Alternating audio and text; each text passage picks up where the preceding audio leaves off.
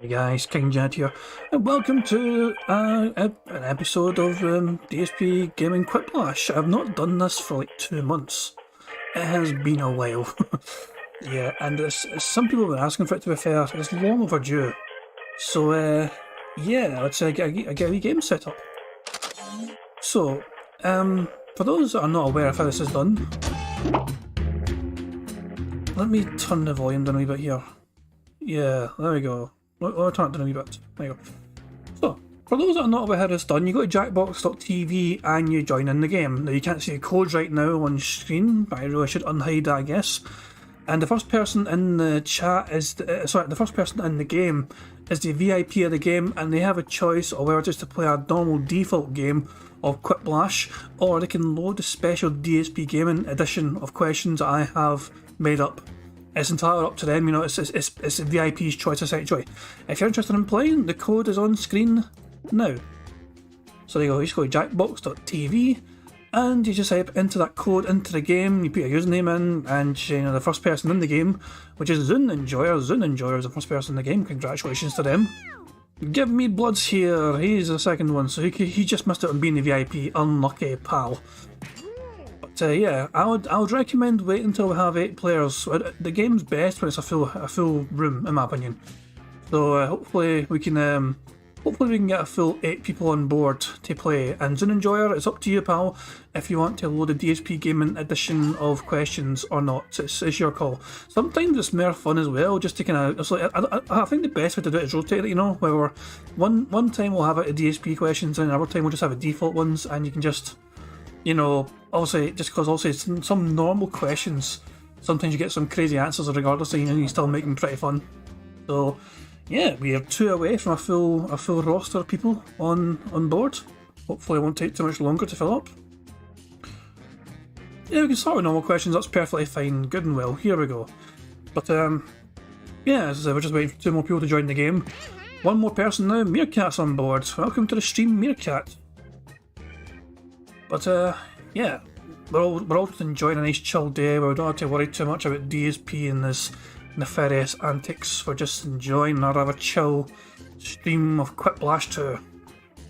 Just waiting for 1 more person to join the game. In fact, I mean, I may as well. Hang on. I'll tell you what, let me load up the game and see if I can beat everyone to the punch. 2 seconds, guys. Let's see if I can beat everyone to the punch here. I guess I'm in the game. I might as well go for it then. I was not planning to play the game, but there you fucking go. I guess I'm going to play the fucking game. So here we go. I was planning just sitting in the sidelines. But yeah, why the fuck not? I'm going to do my best to not give away my answers.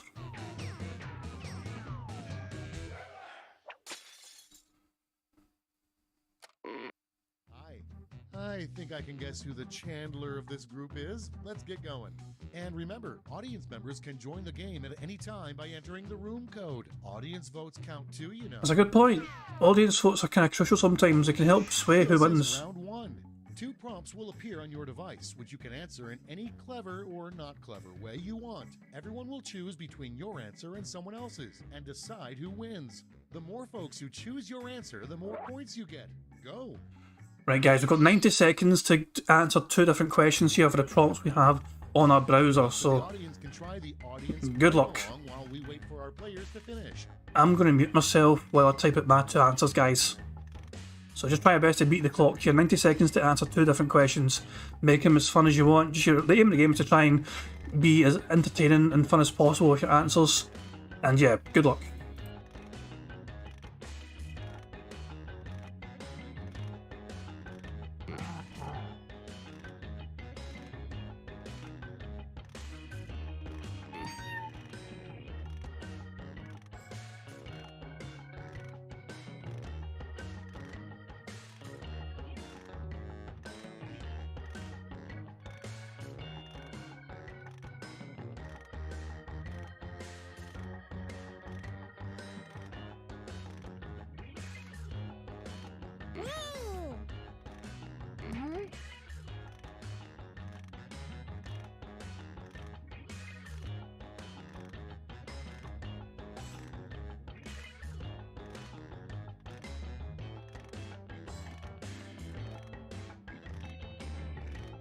Time's running out. Use a safety quip if you need it.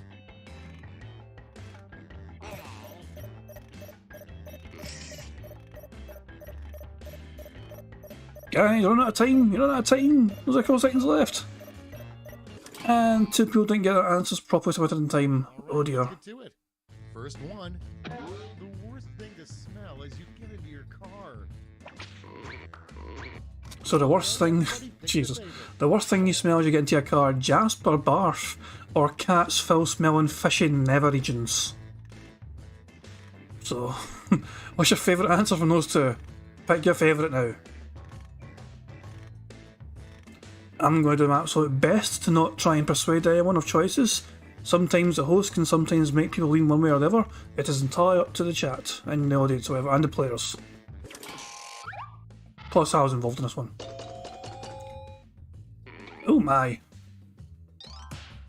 Well, that was a quite unanimous victory there for me. Sorry about that, Meerkat. I do have quite the creative imagination when it comes to these things, and I do apologise. Next in the hopper. When the stork isn't delivering babies, he blank. So, Get to voting. when the stork is not delivering babies, he's making them or delivers DoorDash to DSP. Well, I know my preferred answer, but what's your preferred answer? Pick your favourite.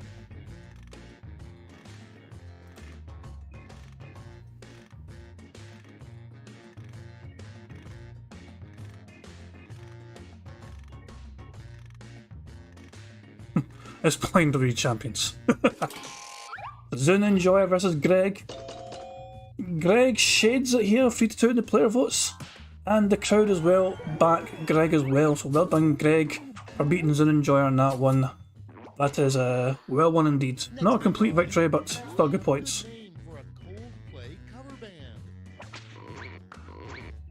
band. Crazy Scott 92 didn't answer in time, so that's full points for Deke automatically because Crazy Scott did not give their answer in time. Prompt is, in the year 2085, blank will be the American currency.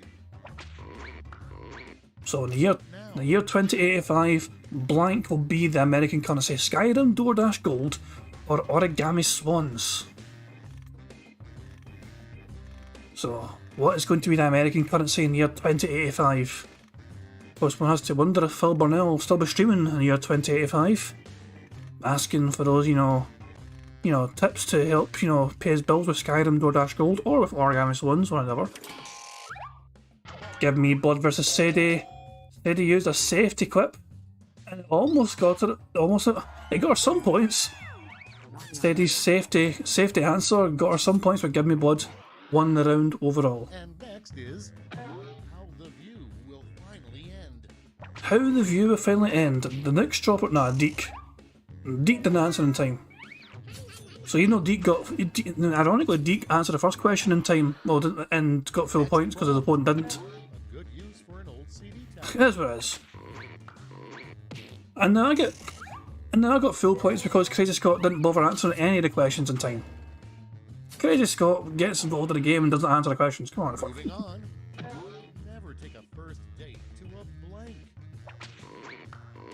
So you never take a first date to a Burger King in a bad part of town, or hello and welcome to DSP Gaming. You put a space in between the DSP and gaming. How's anyone going to find that channel now? How are people meant to find that channel when you put a space in between the P and the gaming? You do it deliberately. This is mental 3D Cheshire playing here to stop people finding Phil Burnell's channel on YouTube.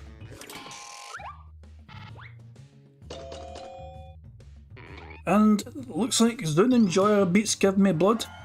Unlucky Give Me Blood there. But yeah, good points there for Zune Enjoyer.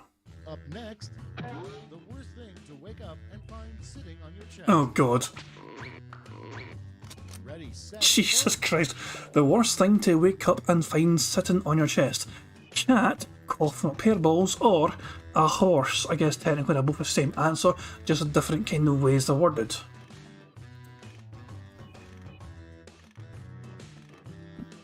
So you just gotta pick the one that makes most sense to you or seems most fun.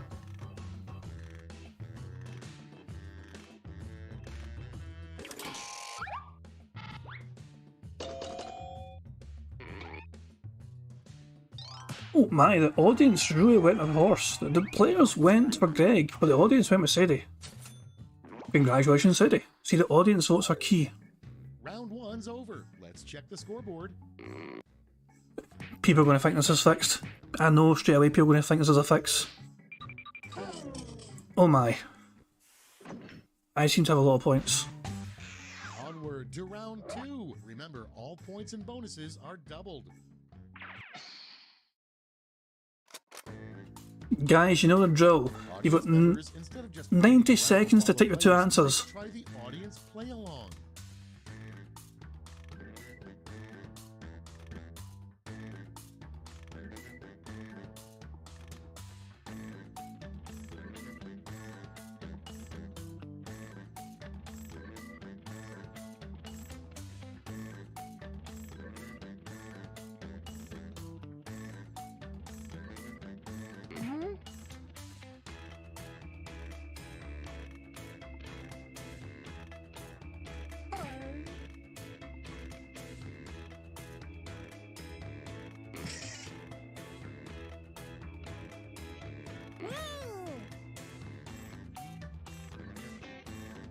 You got 35 seconds left to get your answers in, guys. I see Deek's managed to get answers to both his questions this time. Well done, Deek. Proud of you, buddy. We're still waiting on 3 more people to give their answers to the questions here. DJ Reno is quite right in saying that I would ban everyone if I didn't get, people voting for my answers. See, this is the downside of me playing in the games I host. It's like, if I don't win, everyone else suffers.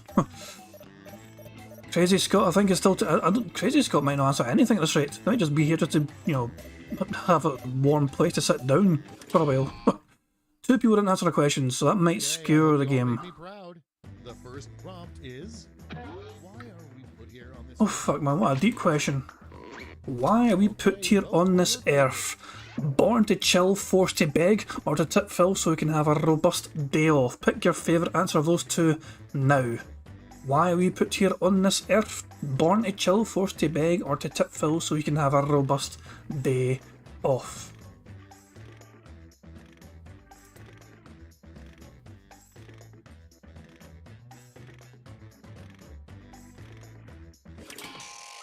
Meerkat versus Greg for this one. It's tied in the player votes and the fan vote. 3 points each, guys. You guys are going to split the points, 1,000 points apiece. Congratulations. Moving on, the term for a large group of bedbugs. Vote on your devices. So the term for a large group of bedbugs, you've either got Dave's bed or DS parasites.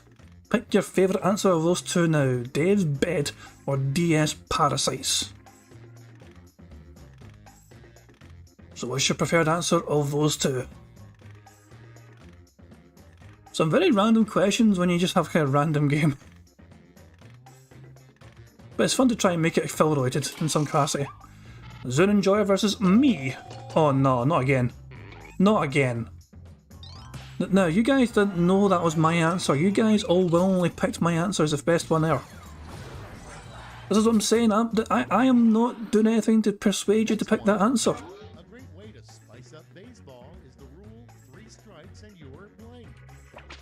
So, a great way to spice up baseball is the rule 3 strikes and your...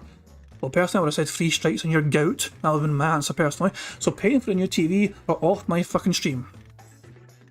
3 strikes and you're paying for a new TV or off my fucking stream. What is your favourite answer of the 2? Pick your favourite now.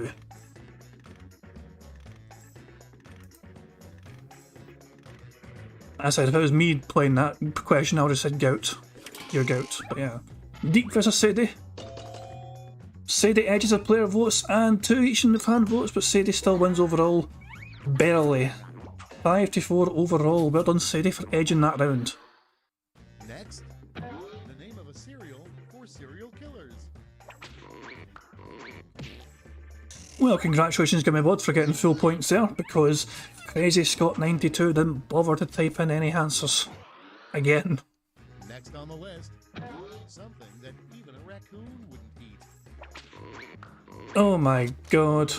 Something that even a raccoon would not eat. DSP's authentic Italian sauce or leftover pho. Leftover pho, of course, is that's what some of what Phil had every night when for DSP's Feasting with the King from the Halloween marathon. He had some leftover pho.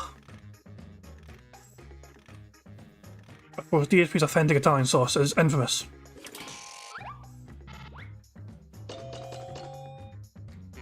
Meerkat versus Zoonenjoy, and Meerkat wins it. Well done, Meerkat, for the pretty comprehensive victory. Good number of points there on board as well.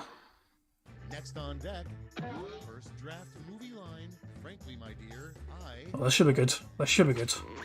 First draft movie line. Frankly, my dear, I really need to tips right now to pay my bills, or didn't do anything wrong. Pick your favourite answer of the two now. Frankly, my dear, I really need tips right now to pay my bills, or frankly, my dear, I didn't do anything wrong. What is your preferred answer from those two? Pick your favourite now. That one just is open to all sorts of clever and creative answers. So pick your favourite now, guys. It's me again. Am I going to... No, surely not. Thank God. Well, I still win the round because of the audience. But thank God it's not a fucking clean sweep. Finally, Greg stops me from getting full points. Thank you very much, Greg, for stopping the absolute fucking, train wreck of me, Dodos, and everyone else. names his horse. Time to vote. So what a lazy cowboy names his horse? Ket unemployed? Or cat? Come on. Yeah, this is... So we're meant to pick either Ket or cat. Pick your preferred answer of the two.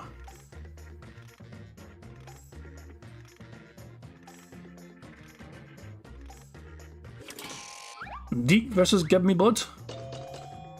Deke edges a player vote and the audience vote as well. The audience overwhelmingly backed Deke.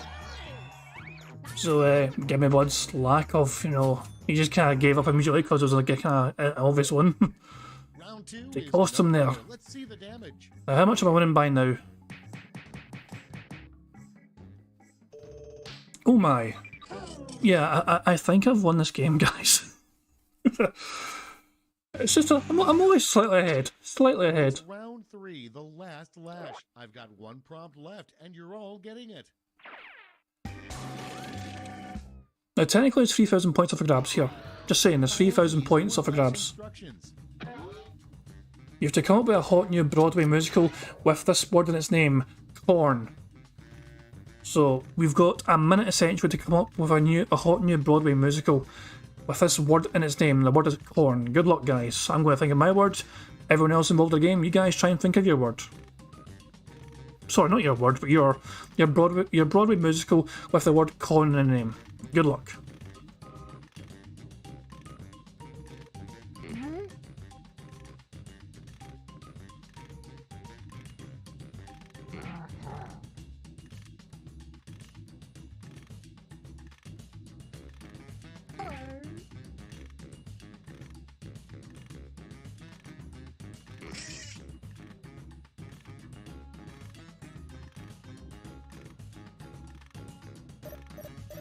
Ten seconds left, guys. Less than 10 seconds left. Get your answers in now. Even if it's a crap answer, just get it in there. We're ready to look. In this So- round, you've got 3 medals to give to your 3 favorite quips: gold, silver, and bronze. Choose wisely. That's a very good point there. You can actually pick your 3 favourite answers if you're playing the game. Pick your 3 favourite answers for bronze, silver, and gold. Lol cows or the corn, catty corn, corn hub derish experience, corn on the week of April, snort akakak inevit corn WTF dude, or flakes all over Hulk Hogan's naked ass. That does not involve corn. The title, that's just disturbing. And there's 2 non-answers, sadly. But yeah, pick your 3 favourites, guys, if you are playing, if you're involved in the game playing. So I'm going to pick my 3 favourites now.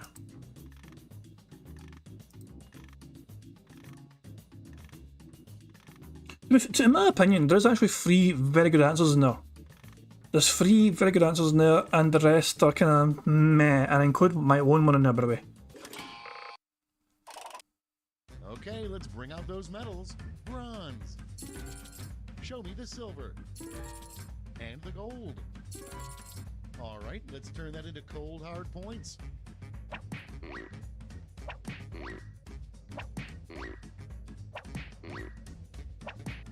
Oh yeah, it's 4,000 points so you can get up to this round. Look at that, Deek got 4,000 points for his answer.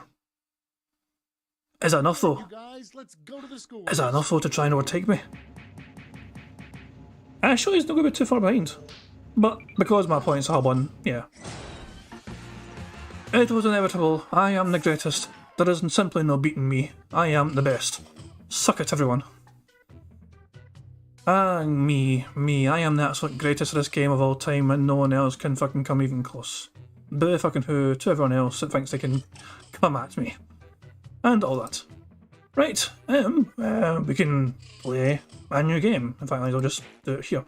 So, let me get a new game set up, guys. I'm not going to get involved this time. So, it's up to you guys to play now. So, everyone who wants to fucking play the game, go to jackbox.tv and get ready to type in the room code when I unhide it. I'm going to unhide it in a couple of seconds and you've all got to get in there as fast as you fucking can. But don't worry guys, I'm not going to be playing this time, so one of you have a chance to fucking win.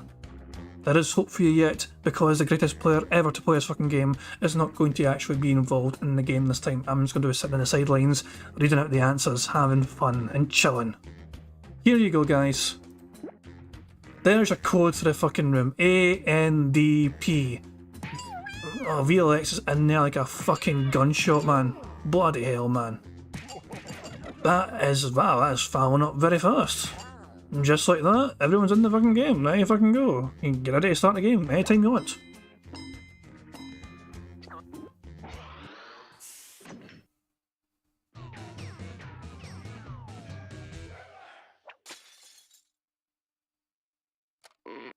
Welcome. I'm your host, Schmitty, and this is Quiplash. Hey, what are you guys doing after this? You have my number, right? Great. Here's round one. You get points based on the percentage of people who like your answer, and a bonus if you get more votes than your opponent. Go! Well, everyone involved in a game, playing the game, you know the drill. You got 90 seconds to... While players are typing in their answers, try the audience play along. Yeah, also, if you're involved in the audience, you can actually just play along with the kind of wee prompts on the screen in front of you. So yeah, that's also a fun thing you can do. If you're playing the game, you've got two answers, so you've got two questions that you need to give answers to. Not just one question, you need to answer two questions. I need to try and think of an answer that's going to be popular enough to get the votes that you think will win you the game. But yeah. I will keep telling you guys when there's time run out. Obviously nobody has answered the two questions yet. You've still got 30 seconds. Meerkat and Akinator have answered the questions, well done. There is still 40 seconds. Akak has answered now. And Silent Weapon. There's about 30 seconds left, guys, to get your answers in.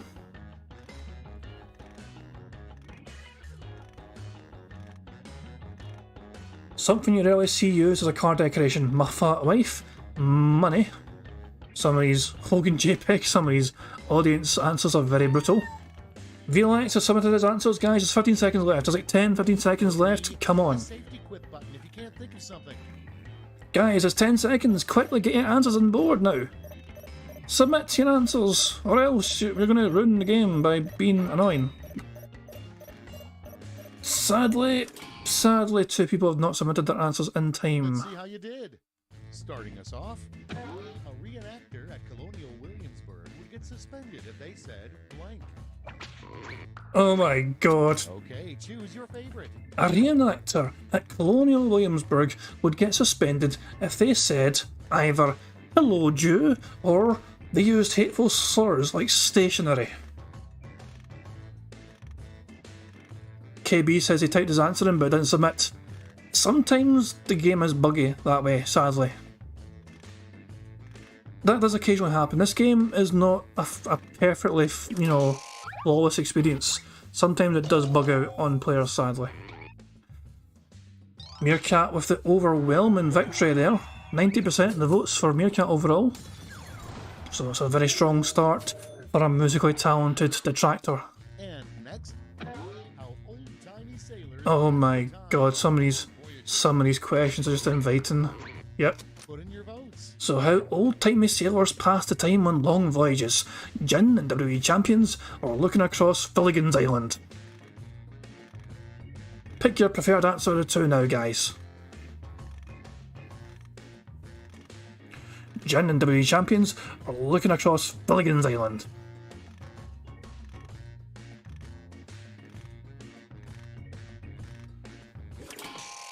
VLX has a silent weapon here. VLX overwhelmingly crushing silent weapon. Did not expect it to be that large a victory. 91% of the votes goes to VLX.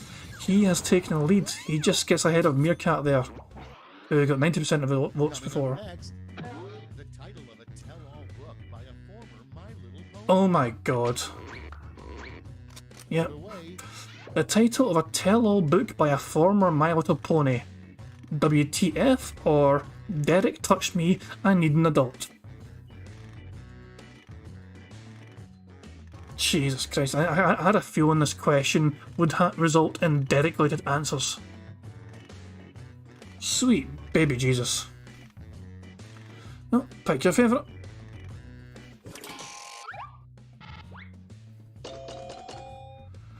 Akinator with an overwhelming victory. 12-0. 100% of the votes for Akinator. Well done, Akinator.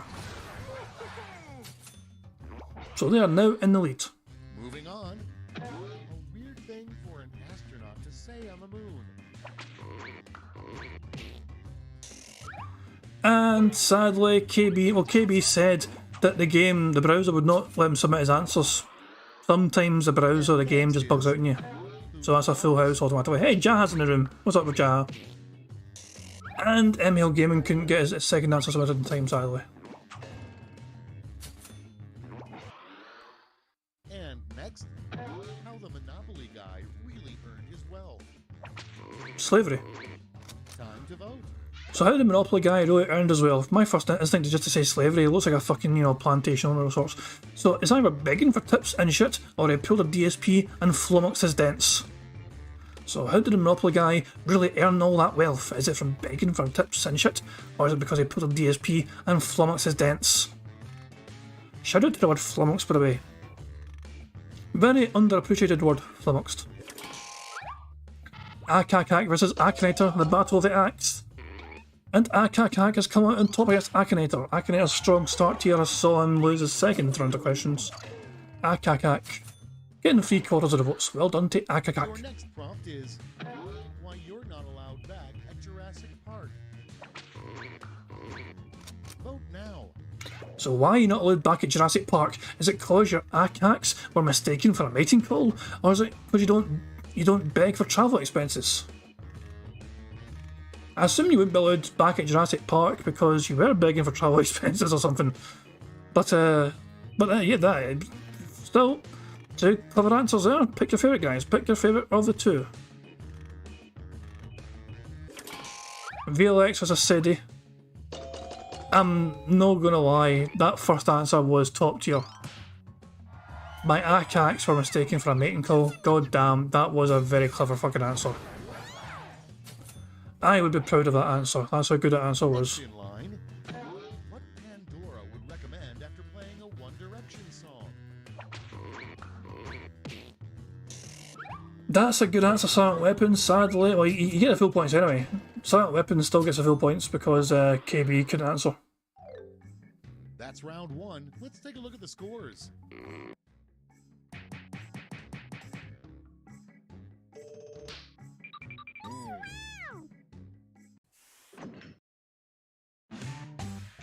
Now round 2, where all points and bonuses are doubled. Oh, the drama.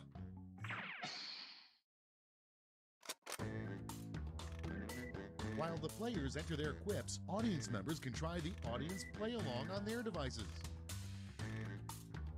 Okay, guys, you guys know the drill. You get 90 seconds to answer 2 questions. Again, MHill Gaming sadly was not going to be able to answer his questions. He was at the library with a few friends and didn't realise it was closing in a few minutes, so he's going to try and hop back on later if I'm still streaming. I'll see how long I go. I'm just having I wasn't sure if I was going to stream tonight. I was quite tired after work, but I just got impromptu, just decided, you know what, fuck it, just... These streams, or doing these kind of streams in particular, are quite easy. Because I don't really need to do much. Once the game's going, I mean, literally, I could fuck off, essentially. and the game would play itself because everything you need is in front of you essentially. Because after the end of each game, you can literally have the person that's in charge of the game, who's a VIP, start a new game. And the code's on the screen usually as well, and it's one of those things where it can just keep going. So it's one of these things where if fucking thing can happen without me. Essentially, it actually happened one time. DJ Dino says good idea. That's a very evil thing to say. He's still a bit salty because I won that first game comprehensively. We have 10 seconds left, guys, to get your answers in. 10 seconds left, guys. Fast as you can. Quickly. Hey, Meerkat still to get. Oh, there we go. The only one that couldn't get his answers on in time was M-Hill Gaming, but he's got a reason. He's had to bail essentially. Number 1 is the hardest part about dating in 1892. Okay, pick your favorite and vote. So the hardest part about dating in 1892 was that you couldn't have a date at a local Burger King, or was it a slave trade? ACAC. What is the best answer out of those fucking two answers? Pick your favourite answers now. You couldn't have a date at the local Burger King, or the slave trade? ACAC. Special note, Pandalea is not Asian, that is all.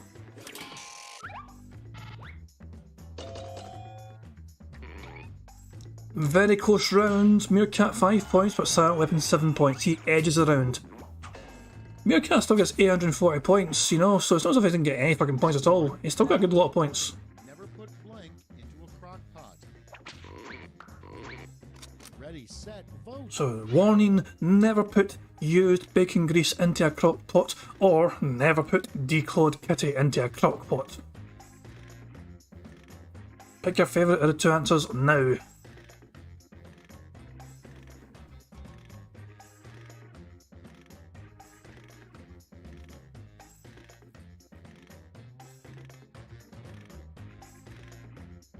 Here we go. Oh, it's tied in the player votes and the fan votes. Five to votes each, guys. You guys split the 1,000 points. Well, you say you split the 2,000 points. You get 1,000 points each. Well done. Next on the list, if this player ran for office, Oh my. this would be their campaign song. If our own Sadie ran for office. Aww. M-Hill Gaming, that's the one that M-Hill Gaming could answer on time. So KB all of a sudden has full points for that round. Moving on. I Something found in the seat cracks. To her, Squeeze Banana's a banger of a song. Get to voting. Something found in the seat cracks of nearly every single cab. Jasper's Barf or DSP's Pride.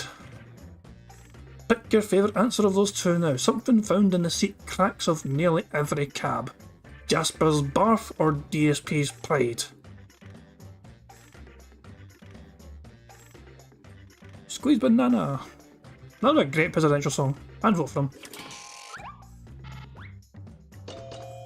Two each in the player votes, but the audience all go for DSP's Pride. Akinator gets the win overall thanks to the audience. Next in the hopper.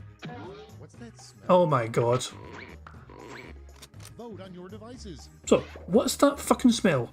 Ket's horse breath or authentic Italian juices at a balmy 70 degrees? What's that fucking smell? Is it Ket's horse breath or is it authentic Italian juices at a balmy 70 degrees? Pick your favourite of those two answers now. Sweet baby Jesus, man, that's a fucking question that's going to invite some dangerous answers. Meerkat versus VLX, here we go. 3-2 Meerkat, and he edges a vote in the crowd as well. The crowd are split 3-3, 55% to 45%. Well done Meerkat for edging that round. Next prompt. The worst thing to say while being tortured. Okay. Oh my fucking god. The worst thing to say while being tortured. I need your support. Or, don't punch me Jaha, I'm an alcoholic. That's... Okay, let's be clear here, let's be clear. DSP never actually said he was an alcoholic to Jaha, according to Jaha. He doesn't remember Phil ever saying that. I think he said he was drunk, essentially, but not that he was fucking an alcoholic. Let's just make that perfectly fucking clear. That's a story that Jaha told, I'm pretty sure. Oh my god. And that Silent Weapon wins that round. Yeah. No surprises there. Okay, next one. A surprising find at Bill Clinton's garage sale. There's an easy W there for Sadie, because MHL Gaming couldn't answer in time because of, issues. It is what it is. Nothing he could do. Next, the name of a singles bar for pirates.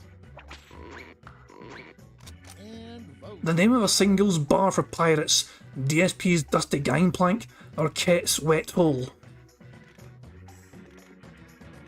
Personally, I would have called, the R-rated booty call, pirates treasure booty. That's just me. But DSP's Dusty Gangplank or Ket's Wet Hole.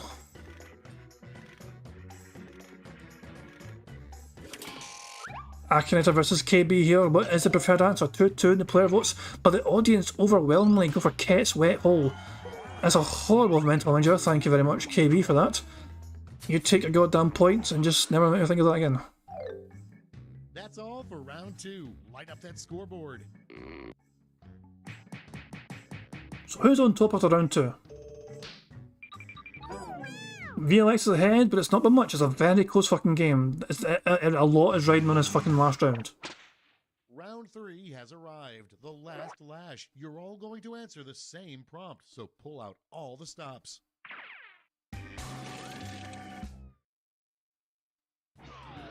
Write a quip using these word lash rules. Okay, what's the rules? You've got to come up with a new hilarious sitcom with the word honk in the title. So come up with a brand new hilarious sitcom, guys, with the word honk in the title. You've got a minute to answer, guys. Good fucking luck. And remember, anyone can win this fucking game at this point. 4,000 points are up for grabs for the fucking first place. The best answer from this round gets 4,000 points. A lot of people are in contention to still win. It's a tight fucking game.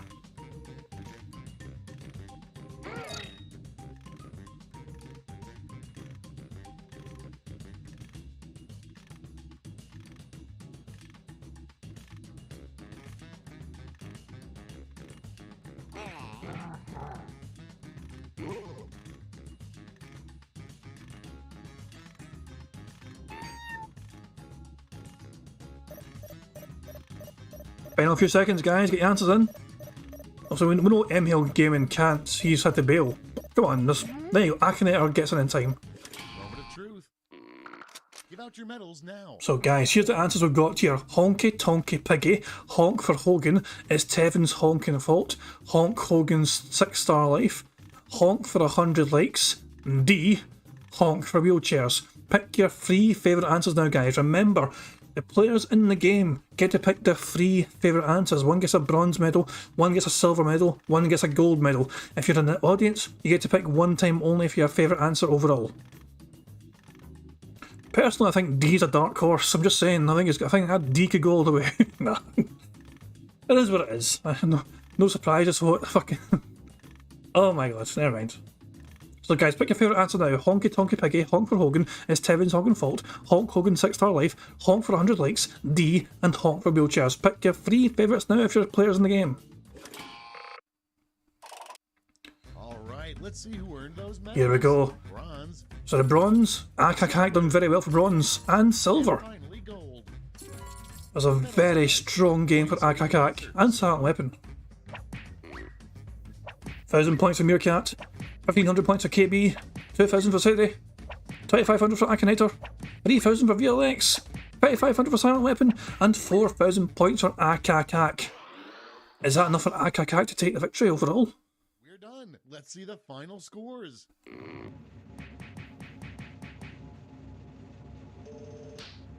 The final scores, Silent Weapon wins by 200 points. Silent Weapon, the pun master himself, has won the game. Congratulations to Silent Weapon. Well done, much deserved. What a very entertaining close game. See how much better the games are when I'm not involved, running away with the goddamn thing. See, when I'm not there playing, everyone else has a fucking chance to win. It's a far more entertaining game, because it's so close. Meerkat is away to his bed. Good night, sweet prince. Sweet dreams and all that jazz. I'll catch you in the morrow for some more detractor shenanigans and all that jazz. By the way, the VIP of that game can simply hit new players. They can start a new game themselves, essentially. See? I don't have to fucking press a thing there. Although, that's the thing, I have got to unhide the room code. Yeah. But I should really have that shown by default. Fuck it. There you go. There's the room code. And it's gone. And it's back. And it's gone. And it's back. And it's gone. That was a very quickly filled room. Block, fucking hell. And we're going straight into another brand new game. Fucking hooray for that.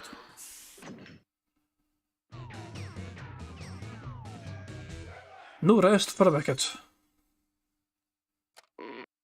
Welcome to Quiplash. I'm Schmitty, your host with the Moist. I may have misread that. Guys, don't feel like you have to be extra funny to impress me. My expectations are already very low. This is round one. You'll score points based on the percentage of people who prefer your answer. Have at it.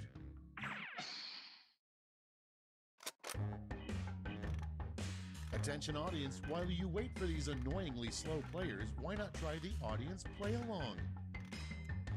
Yeah, I'll know the fucking drill by now. Oh god, that's a fucking outdated question for the audience play along. The name of a toilet paper specifically designed for the Queen of England.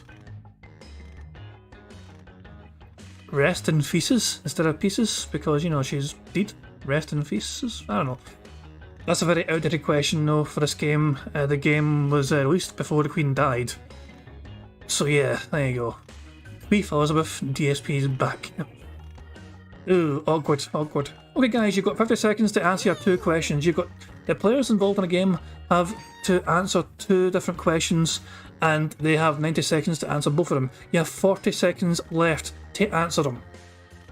So get your answers in time if you can, please. The last two games in a row we've had two people not answer the questions in time. Kind of ruins things a wee bit, it's a shame. You got 20 seconds left, guys. Three players left. 2 players left. 1 player left. 1 player left to get their answer submitted. Not sure who the grey person is. Hurry up! Use a safety quip if you can't think Answer it, answer it. Come on, quickly. Just fucking submit anything. There we go. Thank you very much, Shitty, for submitting anything. Alright, let's have a look. Number 1 on the list. Something an overexcited fan would yell at a tense dog show. Okay, use your device to pick your favorite. Something an overexcited fan would yell at a tense dog show. I loved your anal scene, drill, thanks Derek, or look out, there's a black woman. Jesus Christ. Is it weird that the first answer that came to my head was not DSP related? I just naturally kind of thought of, you know, some random awkward person yelling, do it doggy style or some pish, you know. But yeah, I prefer the DSP answers. Ket's puss against Akakak. 3 each in the player votes. The audience go 2-1 in favour of Akakak. Look out, as a black woman. The black woman edges it for Akakak. Congratulations. Up next, what a drunk traffic reporter would say. It's voting time. What a drunk traffic reporter would say. I need tips, dude. I have 2 bills this week. 2 big bills this week. That's get it accurate. Or I'm DSP. Ket's holes are all backed. I read that at first as all blacked up, but they're all backed up. Ket's holes are all backed up. I really need to make sure I don't read things wrong, because I nearly read Ket's holes are all blacked up, which could also be true.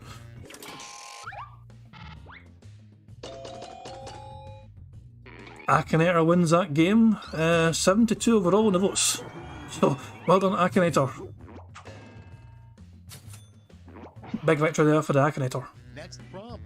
A weird thing to shout when you're midair during a cannonball. Get to voting.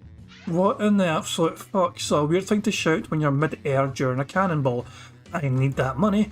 Or your partner died. Akakak. Some of you are sick motherfuckers. There's no easy way to say that. Some of you are sick as fuck. But I like that. Dwight Race versus VLX. VLX with an overwhelming victory here, 10-1 in voting. 91% of the votes goes to VLX.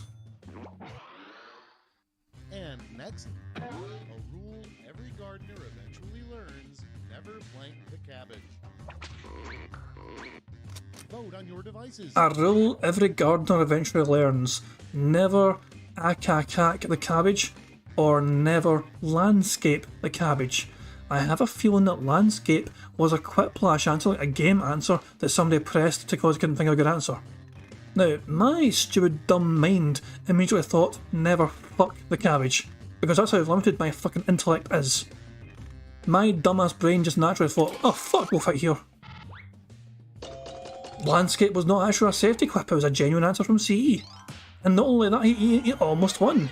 65 overall for Andy for Akakak. It was a very close game.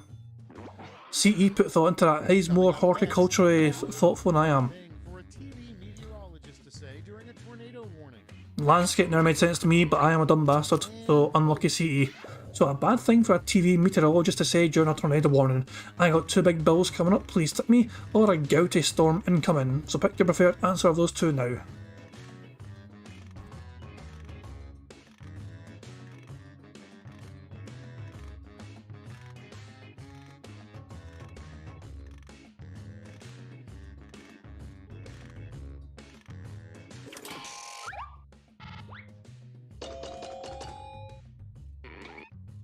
A gouty storm incoming takes that 84. Well done, Dwight Race. Okay, next one. The nickname Van Gogh gave his remaining ear. Okay, vote. The nickname Van Gogh gave his remaining ear. Snort, snort, snort, or the last ear infection. Pick your favourite of the two now. Kind of hard to make that DSP related. It's a very specific sort of question. I genuinely can't even think of a fucking good answer to it, to be fair. Grady says, sorry I can't do this, I have an ear infection. That's okay. VLX wins overwhelmingly that round, 10-1 overall. That's a bingo. Moving on. A great name for a real estate agent. Time to vote. A great name for a real estate agent, Darkside Condo Seller or Snortfort. Again, that's one that I'd find difficult to kind of turn into a DSP sort of fucking joke. You know, like Phil and Son, you know, house fucking sellers or something, I don't know. It's just fucking Phil coming along with his cat. Buy this house at Akakak. Darkside Condo Seller, Sadie wins 5-4 overall for that answer. Very close round.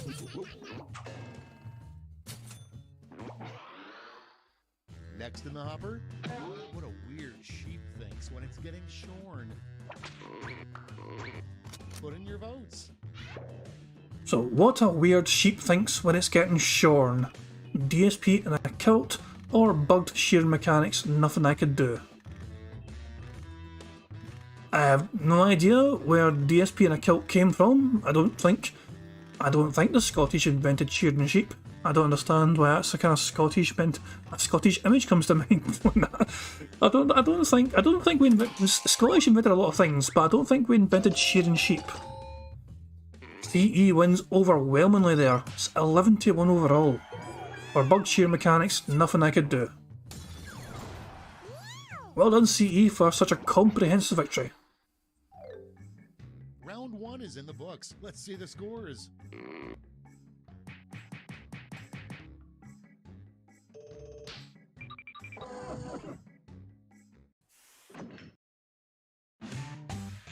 It's round 2 time, and everything's worth double. Don't let those points go to waste.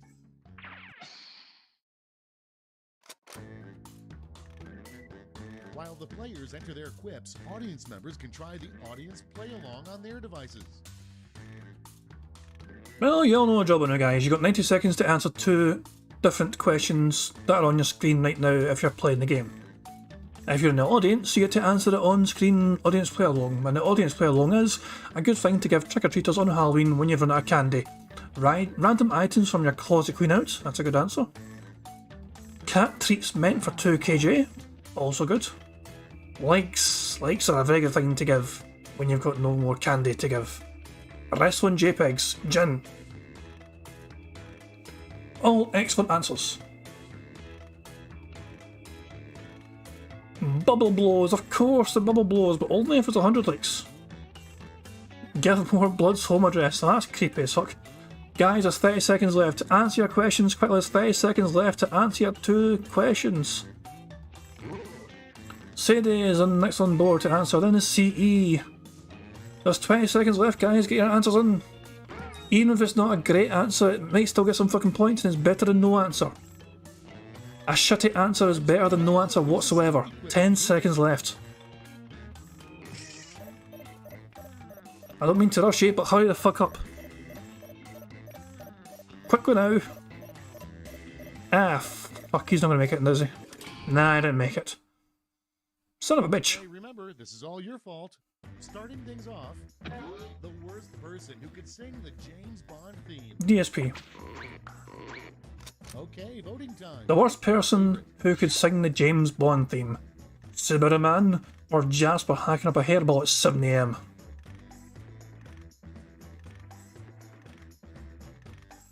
Who would be the worst person who could sing the James Bond theme? Personally, I'm pretty fucking fed out of Phil singing. Just saying.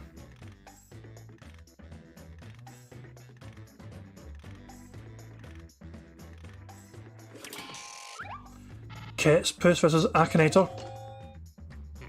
Ketspus wins that round quite comprehensively, 8-3. Well done, Ketspus, for that strong round. Next one. A weird thing for a president to announce. I did not have blank with that woman. Ready, set, vote. A weird thing for a president to announce. I did not have underage relations with that woman, or I did not have a romance cat with that woman. Give your preferred answer now. Jesus Christ, man. As soon as I saw romance cat, I just what was it? Fucking both answers. Both answers are fucking incredible. They really are. I can't pick a favourite.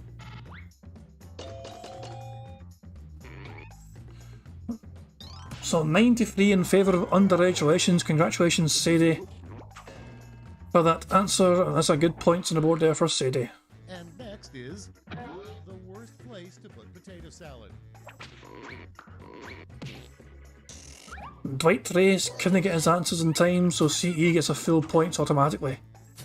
Lucky boy. Next up, like sleeps with the fishes, odd way for a gangster to say someone's dead. Vote away. So, like sleeps with the fishes, an odd way for a gangster to say someone's dead. Partner died, akakak, or gout's gone terminal. Those are two very creative ways for a gangster to try and say someone's dead. I love how subtle it is that your partner died, so how to say someone's died? Your partner died. Akakak.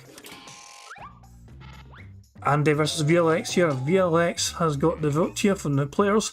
The crowd went with Andy, but 75 overall for VLX thanks to the player votes on his side. Well done to VLX.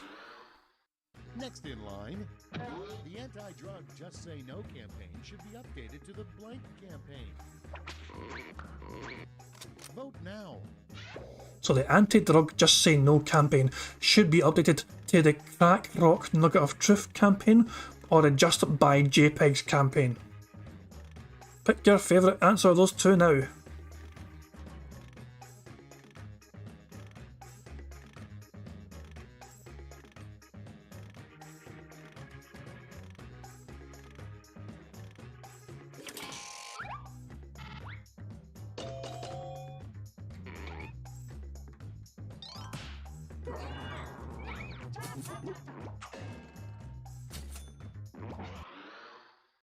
Moving on. What a moody teen would say to hurt their stepdad, Bigfoot. And vote. What in the absolute fuck is this sort of question?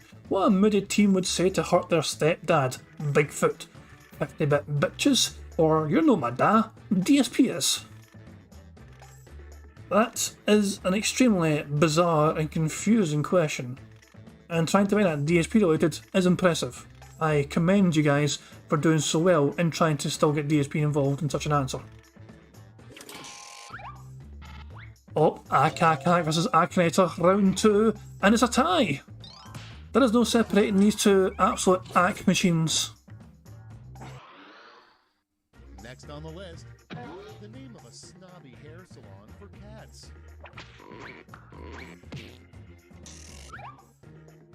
Andy gets a full points there because Dwight Trace couldn't answer in time. Boo. Next, what a really bad smuggler would say to a border guard.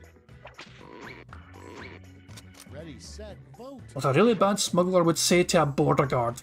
I'm an honest guy, I'm being 100% real here, or these are Tevin's drugs, dude. So what would a really bad smuggler say to a border guard? I'm an honest guy, I'm being 100% real here, or these are Tevin's drugs, dude. Stellan Archer says, are we doing the DSP quick blast questions next? I would like to think we are, to be honest. It's not to me though. Congratulations to VLX for winning that round 75 overall. The audience votes were crucial there. Round 2 is over. Let's see who came out on top. So who's winning at the end of round 2? How close is the game? Oh, it's quite close. It's a close game still. This is round 3, the last lash. One final chance to catch up, and everyone gets the same prompt this time. Remember, 4,000 points off the grabs. 4,000 points for first place. Here's your word lash task. You have to come up with a shocking newspaper headline with the word squid in the title. So what is the most shocking, incredible newspaper headline you can come up with the word squid in the title? Good fucking luck, guys. You've got a minute to come up with the best answers you can. Remember, this could be the difference between you winning at Quiplash and you losing like a bitch. Don't do the members of fucking losers, they only remember the fucking winners. Like me, like Silent Weapon.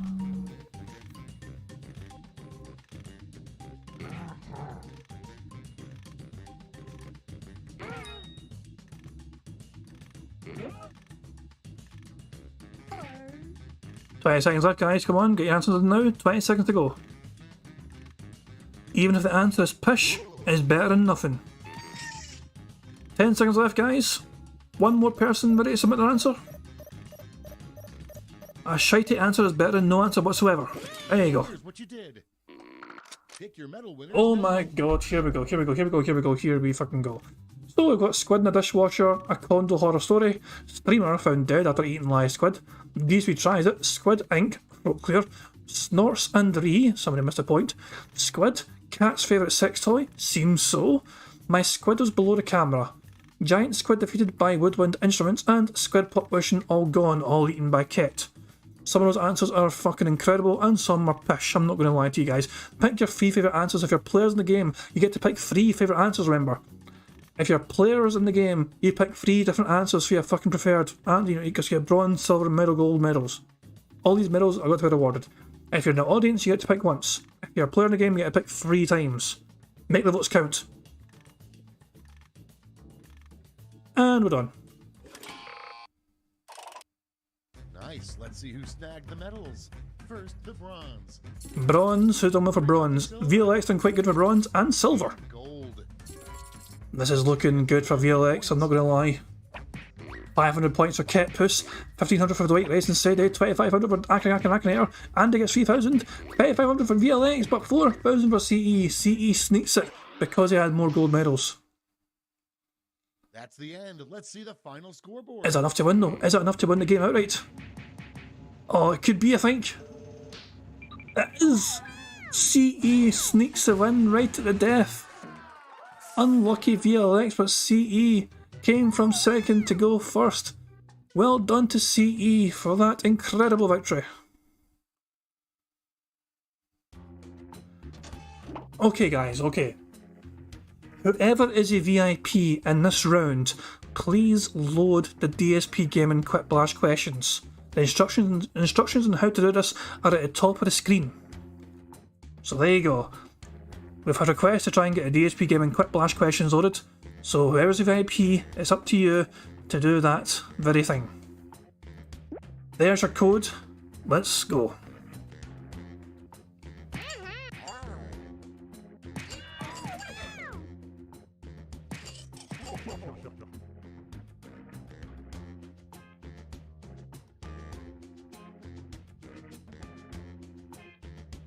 I think we're just waiting for VLX. There we go. VLX has loaded the DSP Gaming Quick Blast questions. So here we go. Back by popular demand, the DSP Gaming related questions.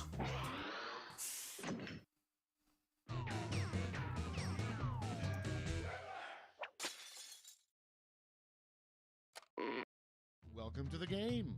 Okay, fair warning. I reserve the right to repurpose your quips for my improv set later on tonight.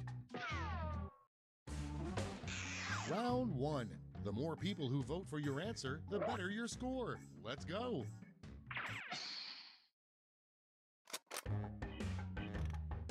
Audience members, while players are typing in their answers, try the audience play along.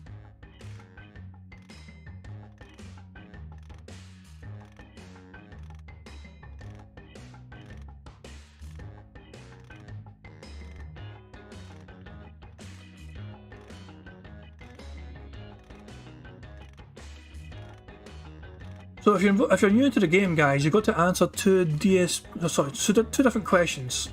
These are very unique questions I made specifically for this game. The DSP Gaming Noted questions. So yeah, you got 90 seconds to answer two different prompts and try to make your answers as entertaining and funny as possible. Although now you got 40 seconds. So good luck, guys, getting good answers in there. You got about 30 seconds now, so no pressure, but it really is good. I cannot stress enough how important it is to have at least some kind of answer. Even if you can't come up with a good answer, any answer is better than no answer. It doesn't matter if your answer's garbage, it is better than nothing. So, you got about 10 seconds left, guys, to submit your submit your answers, sorry. So we're waiting for 2 more people to answer the questions. 1 more person, well done. There we go, everyone has answered. Thank fuck for that. Let's start this show. Our first prompt is... Oh god, I forgot about this one. Okay, select your favorite quip. What really happened to Pandalese hamsters? Sold online to get more money for pills, snort, or DSP wanted to try Gerblin? RIP hamsters.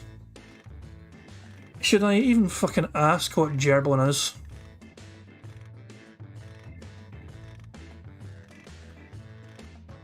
Is this somewhere horrible where the fucking hamsters are forced to go? I had a feeling. 3 votes each for the players, but the audience go for the Gerblin one. Well done, Akinator, for edging that victory. Next prompt. Panda Lee is not Asian, but she is Panda Himmler, the last remaining Nazi. Or not here anymore. So there you fucking go. So Panda Lee is not Asian, but she is Panda Himmler, the last remaining Nazi. Or not here anymore. Pick your favourite answer of those two now.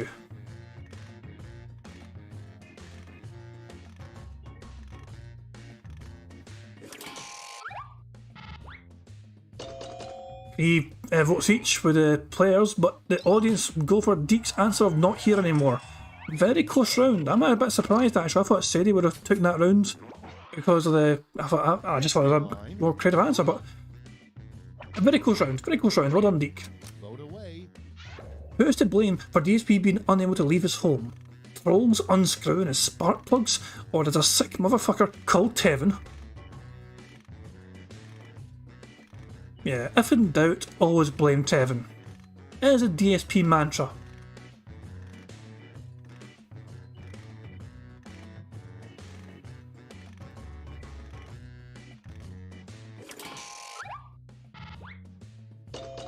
Three each for the players and 2 each for the fans. That is a tie. 50% of the votes each, 500 points each for both players. Well done. Next up,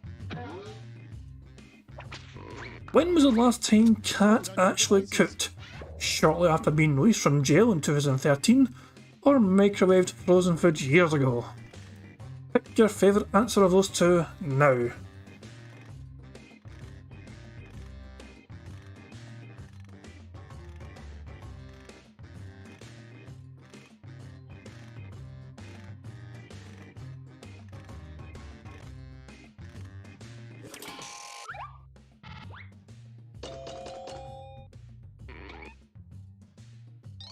Well, 5-3 in favour of agreeable. Well done, agreeable, for your answer of shortly after being released from jail in 2013.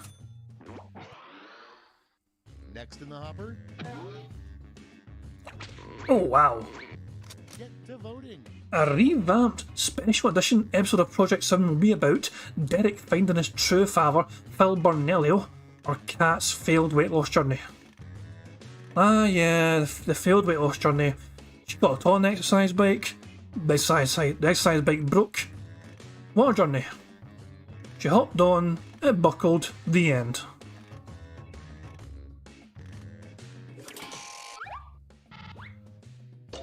Ket's Puss vs Ludwig. Ludwig's answer of Kat's failed weight loss journey is the overwhelming favourite, 7-2 overall. That is a strong round for Ludwig, congratulations. Coming up next, Here we go. Phil fulfills a lifelong dream of being signed by the World Wrestling Entertainment. He has to have a new identity though. What is his performer name? The Lost Load or Gin Star Pounder?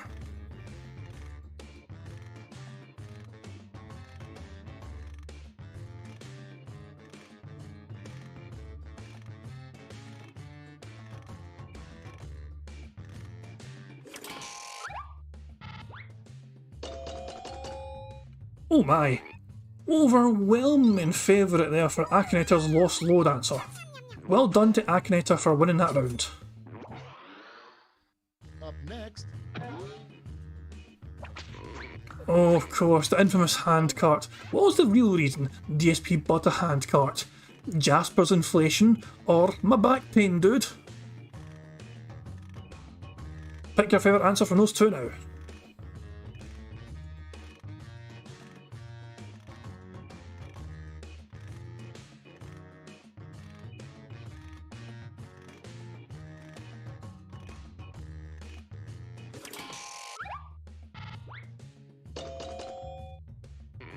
Three to 2 in favour of agreeable, plus the audience also went with agreeable.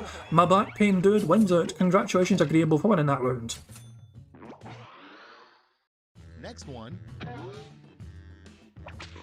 In the past, the Mayans foretold that DSP would be known as to be the pig roach of our time or a chronic masturbator.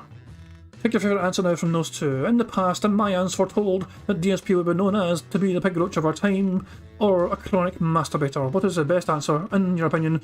Pick your favourite now.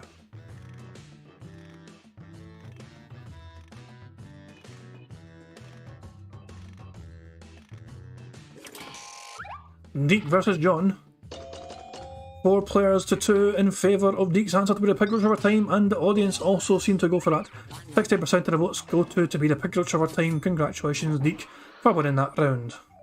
That's the end of round 1. round one is behind us. Let's see how you scored. So who's got the early advantage?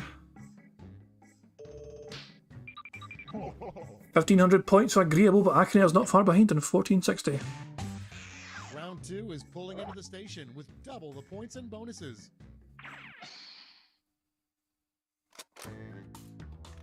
Yeah, I'll know if I can draw now. Members, instead of just waiting around while the players type, try the audience play along. You've got 90 seconds to answer 2 different questions.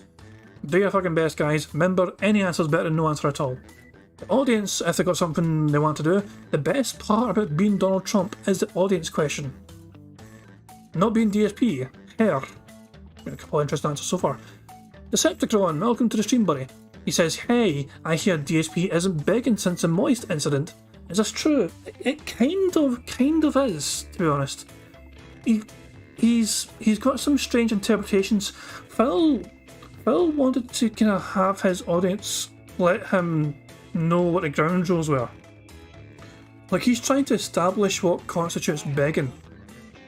He's worried that he's going to be accused of talking about money if somebody tips him money, and so he's forced to talk about money.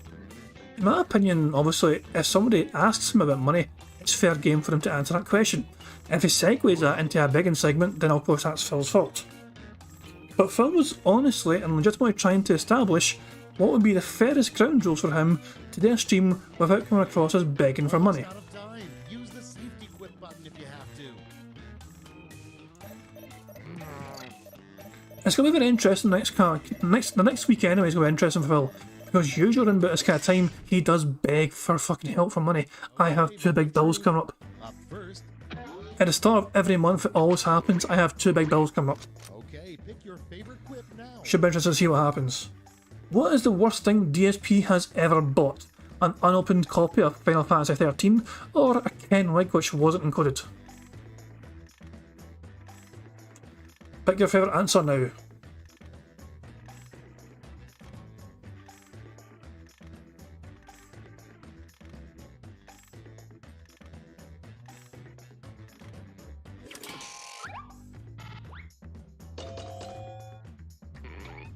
Oh my, only 3 players voted.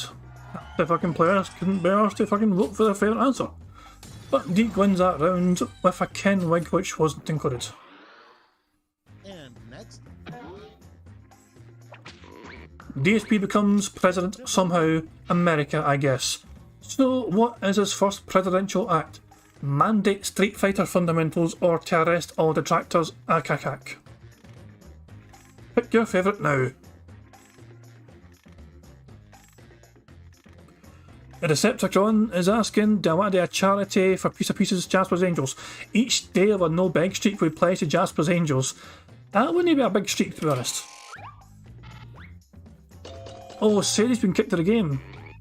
Ah, poor Sadie.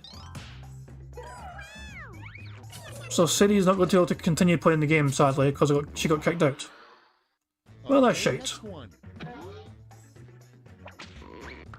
Where did Jasper's claws go? Cat stomach or into a tissue? Ew. Fucking ew. That is vile. Into a fucking tissue. What the fuck is wrong with whoever fucking answered that?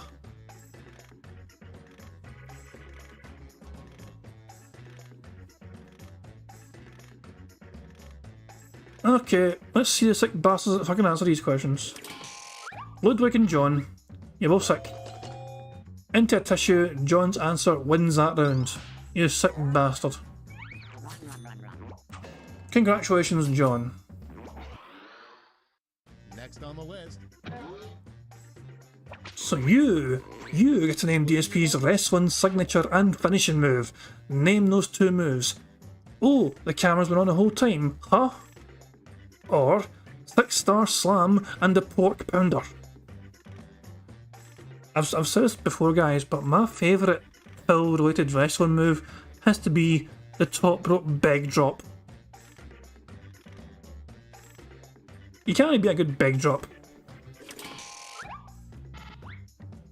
Agreeable versus VLX. Agreeable wins that round. The camera's been on the whole time, huh? Wins that round overwhelmingly. Well done. Moving on.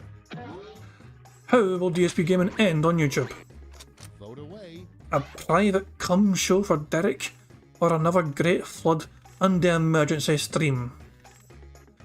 Pick your favourite answer now. Now when you say another great flood, do you mean like biblical? Like, you know, Noah's Ark kind of thing? Where it's like, oh my god, the whole fucking... there is no land anymore? Everyone getting your fucking boats? Phil fucking hops on board a cat to use her as a fucking flotation device because she's so fucking large.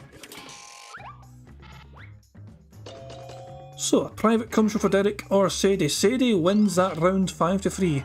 Congratulations, Sadie. You're getting points even though you're not in the game anymore. The game has kicked Sadie out of the fucking game, so she cannot compete in round 3, sadly.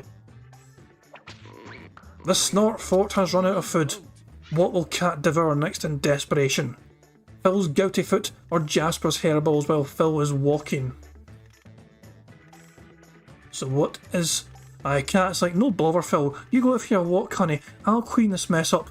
And then Phil goes out the door and she's like, great, feeding time, nom nom nom nom nom. And Jasper's just looking at her going, what the fuck are you doing to my fucking hairballs, woman? Akinator versus Deke. It's 2-2 in the player votes, but the audience go for Phil's gouty foot. 4-3 overall. Congratulations, Akinator. You barely win that round, well done. And next is What 3 items would DSP bring with him to a desert island? vote on your devices. Guilt, shame, cell phone, or gin, WWE champions, and of course, John Rambo. So what 3 items would DSP bring with him to a desert island? Would it be guilt, shame and cell phone, or gin, WWE champions, and of course John Rambo? Pick your favourite answer of those 2 now.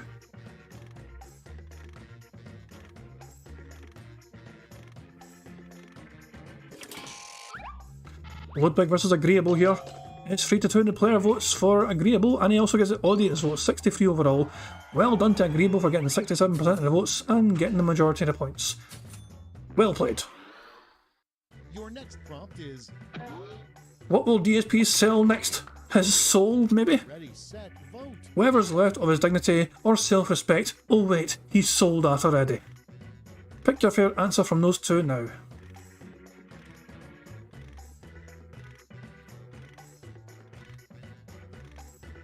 So what's DSP going to sell next? His dignity or his already sold self-respect?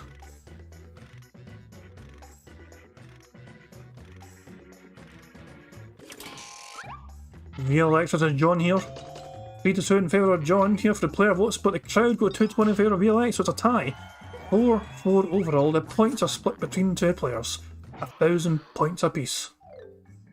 We've reached the end of round 2. Let's see what happened. So who's ahead here going into the final round? Agreeable's ahead, but it's only by 200 points. It's a very close game up there. Round 3, the last lash. Everybody's getting the same prompt, so don't hold back. Anyone can still win this game, by the way, guys. There's 4,000 points. There's 4,000 points up for grabs. Anyone can still win, apart from Sadie, because she's not in the game anymore. She's fucked. So, you guys have got to complete the comic you see in front of you. So, the front little fucking creature is asking, so tell me again why I have to jump off this cliff. I assume it's a lemming. And the one behind it is basically what you've got to fill in the blank for. So what would you answer to say to the guy that's asking you why you got to jump off this cliff? Remember guys, when all the players involved in the game, you get to pick 3 different answers. You pick your bronze, your silver and the gold. If you're in the audience, you'll get to pick once, your favourite answer overall. Pick your favourite answers when they're submitted, and everyone please submit something. Any answer is better than no answer whatsoever. Final few seconds guys. Everyone's got an answer in apart from Sadie, who was kicked out of the game. Unlucky Sadie. Time to take a look. Choose the medal-winning quips. So, our cult leader has 2 big bills to pay. Ack. We need to hit the member goal for Christmas. Jump or restream the ad watching event. Because I'm Sidella and Phil is my lord. Because Phil needs our support and chill vibe. Zombie Hogan is down there, dude. Or it's either that or Derek Cass fucks us. Jesus fucking Christ, that last fucking answer. Sweet baby Jesus, who the fuck? To me, I don't know why I'm blaming Ludwig for that answer, but I think I have a feeling that's a Ludwig answer. It's either that or Derek Cass fucks us. If that's a Ludwig answer, then fuck me. Jesus. So pick your favourite answer from those ones, guys. So tell me again why I have to jump off this cliff. Those are the answers you've got there. What is your favourite answer? Remember guys, if you're involved in the game, you pick your bronze, silver and gold. Oh, it was Akinator. I apologise, Ludwig. Here's the silver and gold. Oh my god. Transform those medals into points. So 0 points for Sadie and John, 1,500 points for Agreeable, 2,000 for VLX, 2,500 for Ludwig, 3,000 for Ketchpuss, Hey, 500 for Deke, but it's 4,000 points for Akinator for that disgusting answer from Derek. That Derek rated answer is disgusting. We're finished. Show me those final scores. I think that's going to take the victory for Akinator. Yep. Akinator wins. Hold on a second, is Heather P Akinator? Heather P was Akinator. God damn, that is vile. Congratulations. So. Okay. I assume people still want to keep playing the game and are having fun. How about we have this be just a normal Quiplash game, no DHP gaming questions. Just also you can have DHP style answers, but the questions are random. Congratulations, Heather P, on your rather disgusting victory. If you want to keep playing, there's a room code. Join in now. Holy fuck, that was fast. Oh my god, some of these fucking player names. Derek's Cum. A Robust Snort. Some of you are fucking vile. I'm gonna get myself a fucking drink of alcohol. Some of you fuckers need God. Be right back. Hey, I'm Schmitty, and I completely forgot what I'm doing here. Oh, Quiplash, right, Quiplash. A mysterious old woman told me I'd meet a group of strangers who would change my life. So keep an eye out for those guys. In the meantime, why don't we play? This is round 1. You score based on the percentage of players who like your answer. Plus, there are winners' bonuses at stake. Go!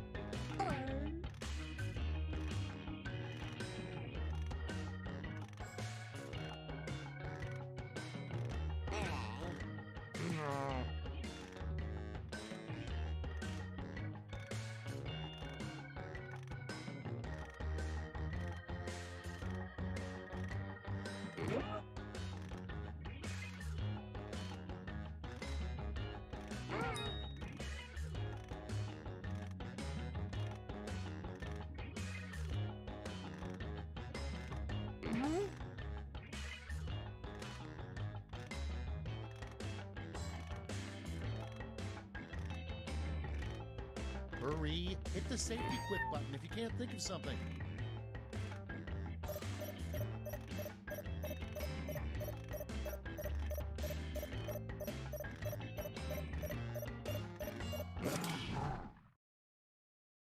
Cool, let's see what's what.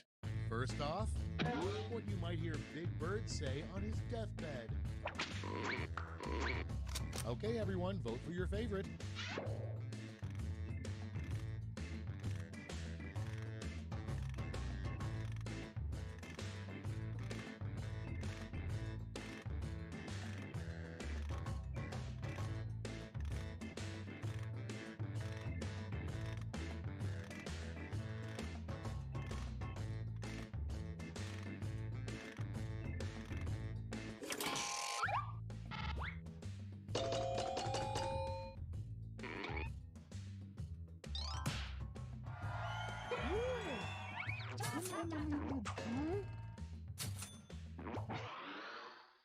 Coming up next, the name of an animated movie that stars a surfing cow. Time to vote. Not gonna lie, I'm pretty disappointed nobody put in Cowabunga. I'm just saying. I think it just is a perfect fucking fit for such a title of a movie. Well, Cat's Weight Loss Journey or Cat's Blackout Adventure.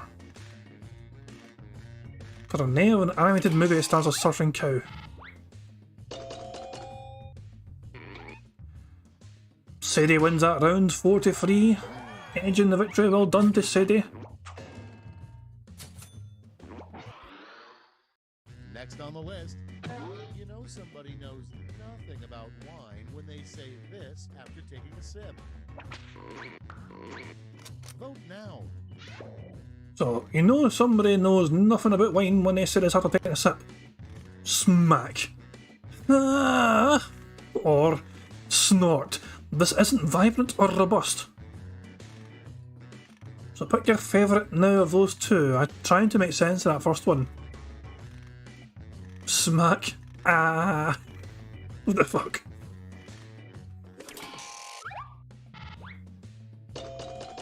Robust Snort has won that round, 4-3, another close one indeed. But they edge out the victory. Well done, congratulations. Next, a horrifying story for kids. Well, your dad and I met when we were both blank. And vote. Catch you later, Google Call points. Hope you had some fun. Cheers for playing. A horrifying story for kids. Well, your dad and I met when we were both slandering DSP, or I was 29, she was 17, snort, not Asian, ack. It's true, there was a 12-year age gap in between.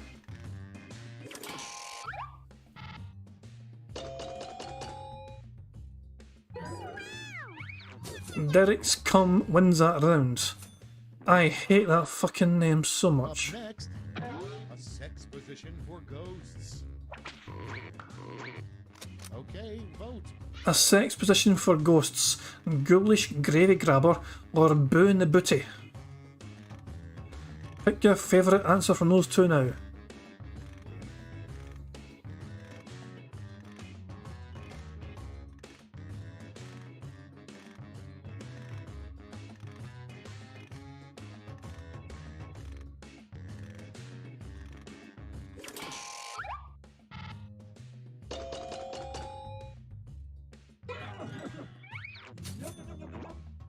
Boo in the booty from Ludwig was the overwhelming winner there. Moving on. Don't throw out those used chopsticks. They can be used to Stab people in the fucking face. vote on your devices. So don't throw out those used chopsticks, they can be used to take Kit out for Sushi birthday, or help Derek grab his weenie. You guys are sick. You make me not want to play this fucking game anymore, some of these fucking answers, for fuck's sake. You are sick motherfuckers. I need more alcohol. I only have 3 bottles of Desperado. That is not enough.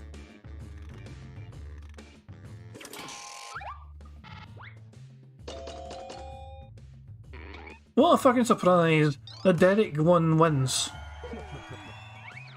Fuck me. And next, a great way to make a dolphin mad is to blank. Vote away. I think I've been reading some of your answers too much, because my first natural instinct of an answer was to say to fuck it in his blowhole. A great way to make a dolphin mad is just to fuck it in his goddamn hole.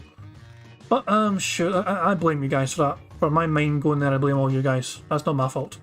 So, a great way to make a dolphin mad is to ack ack ack, or to hoobastank. What's your favourite answer? Pick your favourite now. Hoobastank was a safety quip and it won.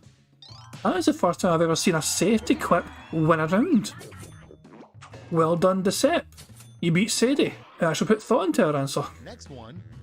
What are chicken nuggets really made out of?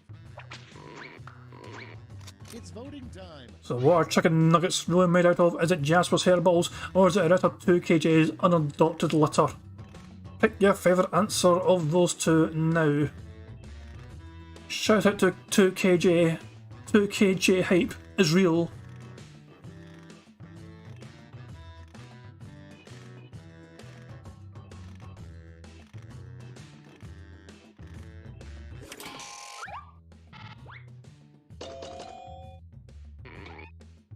Jasper's hairballs have beaten The rest of 2KJ's Unadulterated Litter. Well done, Deek, for beating Derek's Come.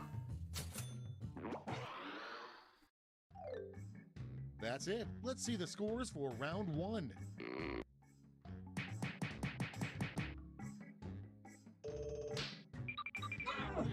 Well done, Ludwig, for a win.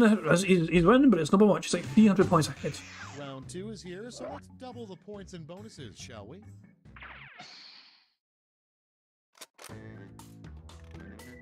Audience members, instead of just waiting around while the players type, try the audience play along.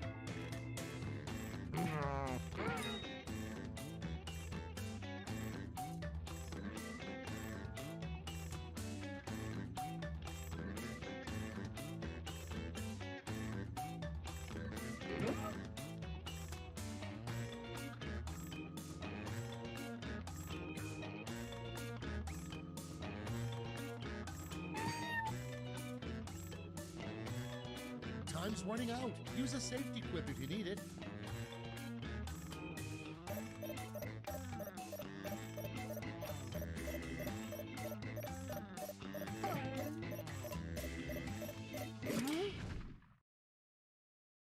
Let's put up those quips.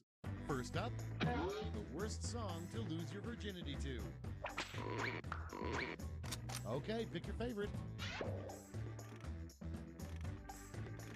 How did I know that Thugs on the Floor was going to show up? I just knew. I just knew Thugs on the Floor was going to show up in this instance.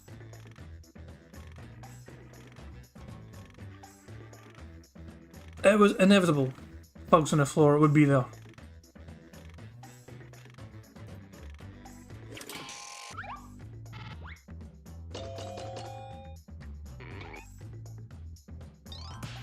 And inevitably, Thugs on the Floor wins, as it always does. Moving on, something that should never have chocolate filling. Time to vote. Some of you guys are thinking too fucking similar. You both answer cat. Something that should never have a chocolate filling. Cat or cat? For fuck's sake. Cat turned into Pat.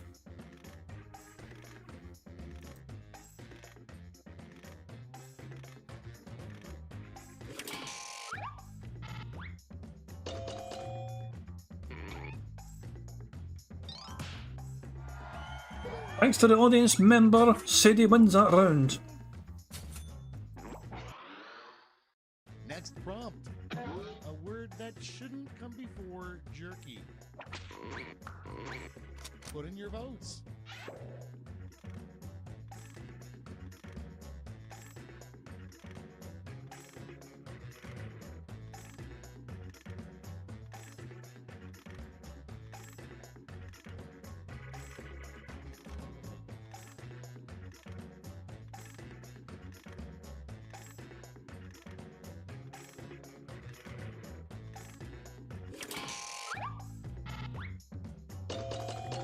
Not gonna lie, Derek Comes' answer there was very good.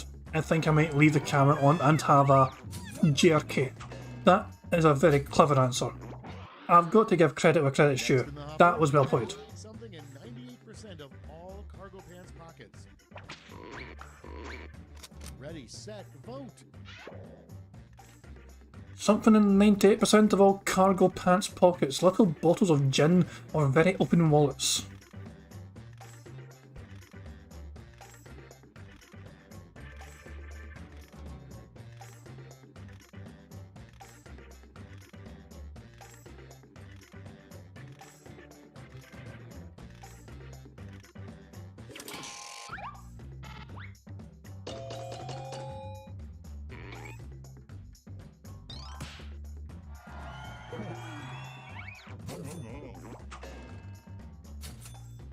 Little bottles of gin are the fan favourite. What ruined your hot air balloon ride?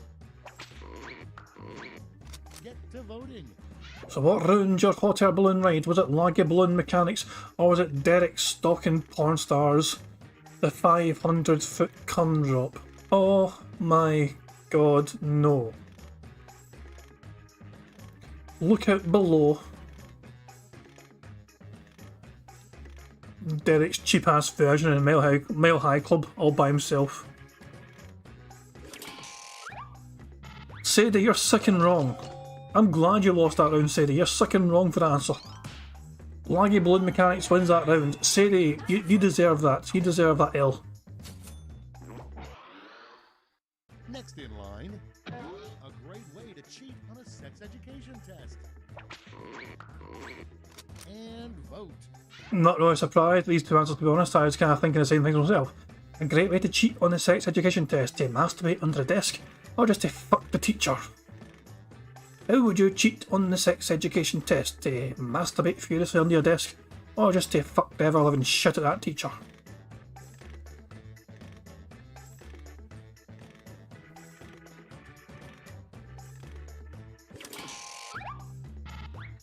John versus Deke, and John looks like he's going to win this round. Yep, John wins. Masturbating under the desk. Next prompt. A phrase nobody in the history of mankind has ever uttered. Okay, vote. So, a phrase nobody in the history of mankind has ever uttered. That looks exactly like Ken Masters, or Derek Come On Me. Vile again, there you go. Pick your favourite now. Technically his name is Derish. Because Phil called him Derek for so long, he keeps calling him Derek, but his name is Derish. But yeah. Free to free in the player votes, but the audience voters won it for Ludwig, and that looks exactly like Ken Masters. Well done to Ludwig for winning that round barely. Coming up next, a good nickname for Wolf Blitzer. Vote on your devices. A good nickname for Wolf Blitzer is either "Huh, I don't discuss politics, dude," or "6-star sweaty wolf JPEG." Pick your favourite now. Personally, if that is the guy's actual real fucking name, he does not need a fucking nickname, because the real name is too much cooler than the actual nickname. It's like fucking Usain Bolt. Imagine being called Usain Bolt and then thinking to yourself, I need a nickname. No, motherfucker, you're called Usain Bolt, you're a fucking fast bastard, your name is Bolt. You're set. Derek's Cum wins that round thanks to the audience. 6-star sweaty wolf JPEG wins a round for them. And that's all for round 2. Fire up the scoreboard. Here we go. End of round 2, how are we all doing? Oh, it's a close game. Derek's Cum is ahead though. Remember, it's 4,000 points off a grab. This round, 4,000 points. Welcome to the last lash, the final round. There's just one prompt and you're all getting it. This is where it can be all won or lost very easily. With an answer for this word lash task. So you got to come up with a new TV show with the word pants in the titles. You got to come up with the cleverest, the most creative, funniest TV show ever with the word pants in the title. No, you cannot borrow from the Lego movie and do that "where are my pants" joke. I refuse to allow it. But yeah, good luck guys, come up with a good, clever, funny, witty TV show with the word pants in the title. Remember guys, this is for all the marbles. There is 4,000 points up for grabs, and really anyone I feel could win at this rate. Apart from me, who's not in the game. If I won at this rate, it'd be impressive, considering I'm not involved in the game whatsoever. But you get what I'm saying though, there's 4,000 points up for grabs here. A real good answer can be the difference between somebody finishing 6th or 7th, or them finishing 1st. Final few seconds, get your answers in now! Or lose! Losers! Here's what everybody wrote. Award your medals. So, Cat's Daily Pants Shop. What's the stain on Philip's pants? Vote for me, you assholes. Where did the load go? Pants. Dirty Jaws Pajama Pants Wearer Edition. Kate is bursting out of her IKEA uniform pants. Derek has cum in his pants for the last time. Pick your favourite answers from all that now. Personally, I'll be impressed if Vote for Me, you assholes got the votes that Ash needed to win the goddamn game. But then again, sometimes people actually do what I'm fucking told. I can argue that way sometimes. Pick your 3 favourite answers now. If you're players involved in the game, you pick your bronze, your silver and your gold. If you're in the audience, you only get to pick 1, so pick your favourite anyway. But guys, remember, as I said, there's so many points up for grabs in this final round, and it can be the difference between winning the whole thing and not even coming close. Good luck, guys. Here we go. Okay, everyone, let's see who got those medals. So John gets 0 points. Here's the silver. Oh, Now the gold. that's a lot of silver for Greg. Greg got a lot of silver. 0 points for John. 1,000 points for Ludwig. 2,000 points for City and Noble Snort. 3,000 for Greg and DCEP. 3,500 for Derek's Come, but 4,000 for Deke. I think Derek's Come might still win this game barely. That's it. I'm not sure. Final I scores. think they did enough because they got a lot of points in that round there. I think they had enough to cover it. They did. Derek's Come wins that fucking game. That's a vile fucking winner's image. That is disgusting to have that appear as a winner. I am not a happy chappy. No. No more. No mass. No more. No, we're not doing bing. No, we're not doing. No, bingo. We're not doing Quick Blast anymore. If you don't want to utter those words again, then tell people to not use that fucking username ever again. It's not my fucking fault, they're dirty bastards. For fuck's sake. Anyway, no more fucking, Quick Blast. We're done. We're done with Quick Blast. Fucking no more. I want to have a wee rant. A wee while since I had a fucking rant, so I want to have a wee fucking rant. I want to have a wee rant about, what do you fucking call it? Give me a second, I actually need to fucking rename the fucking stream. Give me a wee second, guys. 2 seconds, guys. Well, actually, now I can play some Meerkat music while I'll get it set up, so guys, give me a second.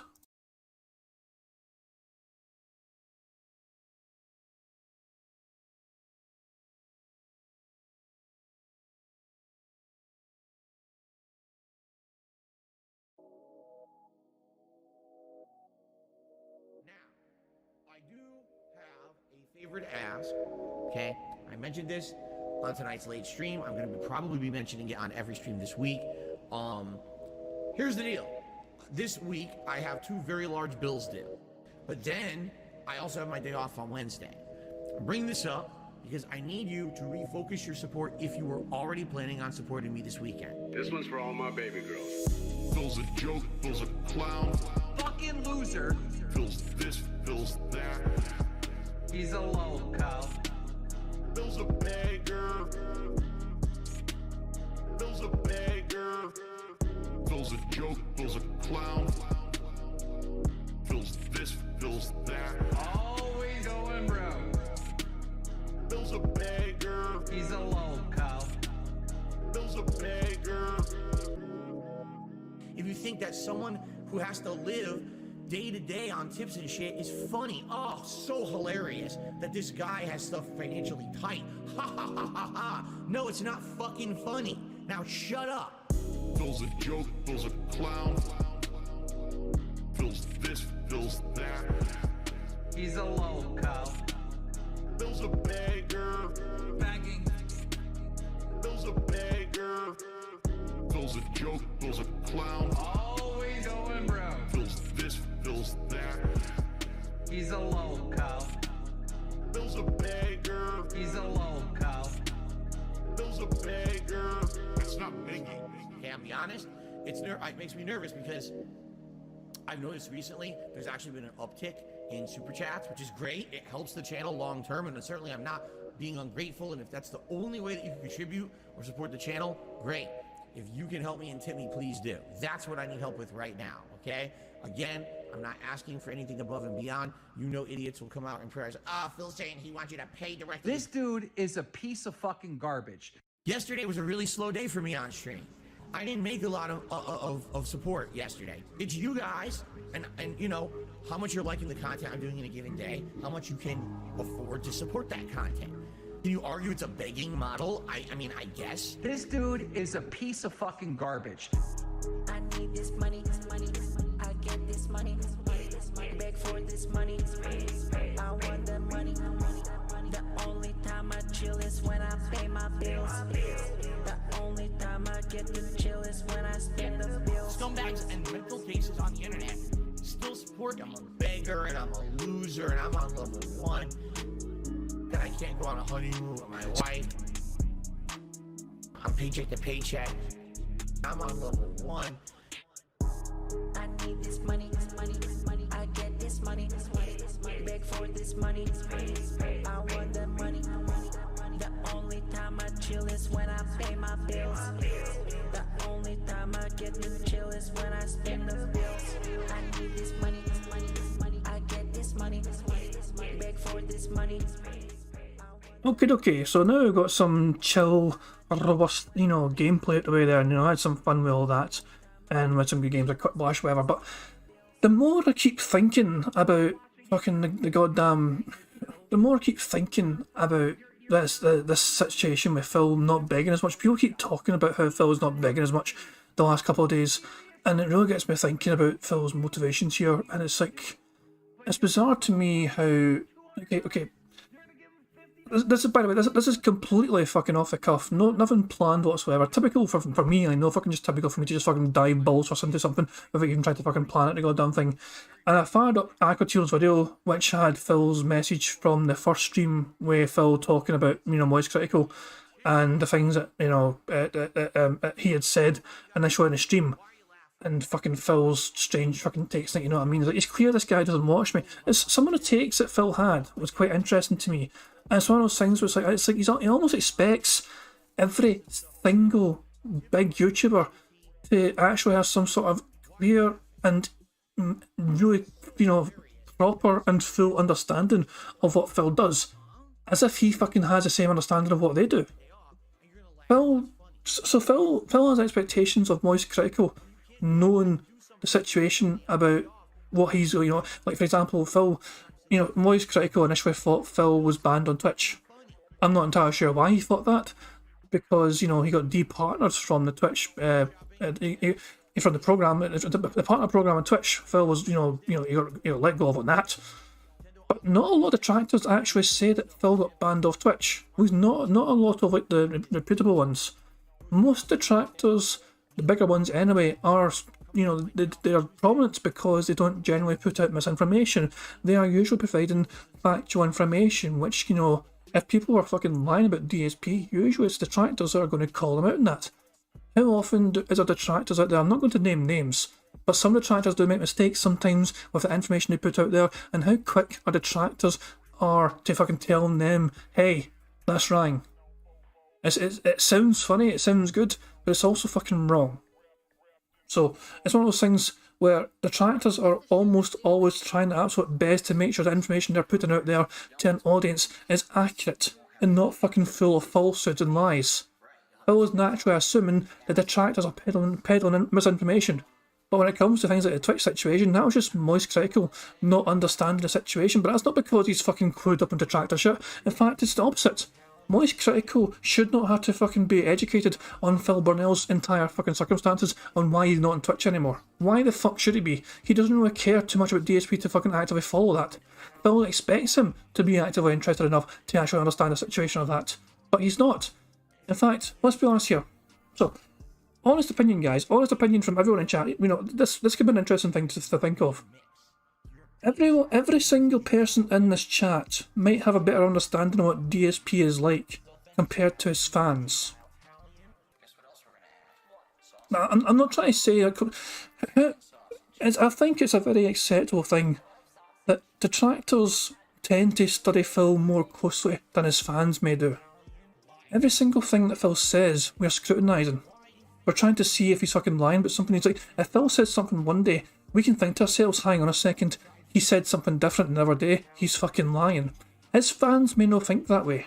His fans are usually just fucking having Phil there as background noise. They might enjoy his content, they might enjoy the gameplay for whatever fucking reason. They actually might enjoy it, but they might just have it on as fucking white noise in the fucking background without actually fucking thinking too much about some of the things that Phil's saying.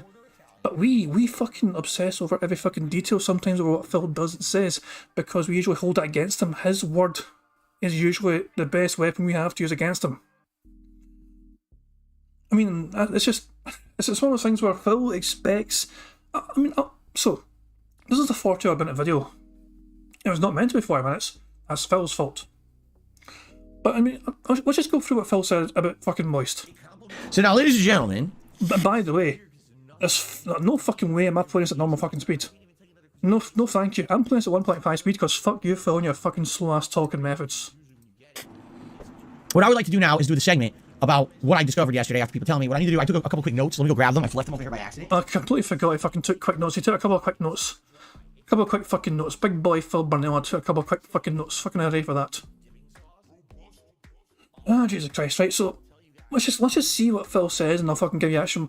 When I was doing bingo at the time, I still ended up being like over a whole fucking hour and a bit behind Phil eventually.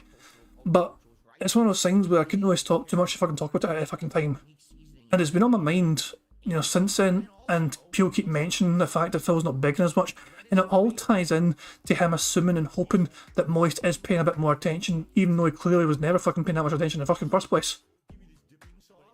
So let's see what Phil says. At 1.5 speed, thank you very much. Okay. Alright, so ladies and gentlemen, I'm about to start a segment of the show that essentially is about a particular YouTuber who talked about me on stream a day or two ago. It's exactly in line with what I was talking about a week ago when I said people have misconceptions about me and I would like to do a public interview to clear them up. I'm sure people are going to clip this segment of the podcast. I'm not surprised if that happens. And I'm absolutely sure people will send this segment of the podcast to this individual because this individual has admitted in their stream that they're up on the stuff about me. I don't think they necessarily watch my content, but they watch the detractor videos about me. That's unfortunate. All right, so let's talk. And I think that's genuinely the first fucking mistake. Moist Critical can pretend he's kind of clued up on Phil's antics, but let's be honest, he won't be. And that's not me having a go in Moist Critical. That's just me fucking being perfectly fucking understandable that he's not really going to fucking devote that much time to trying to understand the ins and outs of Phil Burnell. He's not going to fucking devote that much fucking time to somebody he genuinely doesn't really care about that much. Why would he? I mean, he doesn't talk about Phil too much at all in his content. He's busy doing his own fucking thing. He's got 11 million subscribers, for fuck's sake. He's busy even reacting to other people, other incidents. He's fucking playing games and that shit. He's busy. He's a busy YouTuber. He's a popular YouTuber. He's a successful YouTuber. He's not going to spend that much fucking time fucking worrying or obsessing about the finer details of Phil Burnell. He's got some general vague idea, and a lot of that is quite accurate. Because he got a couple of wee specific things wrong in the details, Phil was quick to point out. A little bit about that. So the name of the person on YouTube, it's funny because their name is Moist Critical, and I've seen videos from Moist Critical before, and I think the guy is very charismatic. He's funny. He's informative. His content's good. His delivery is good. And when he actually covers topics, it's always a variety of interesting stuff. He covers news. Yes, he does cover drama with YouTubers and the like, but he covers many, many topics. And basically his channel is like a variety channel.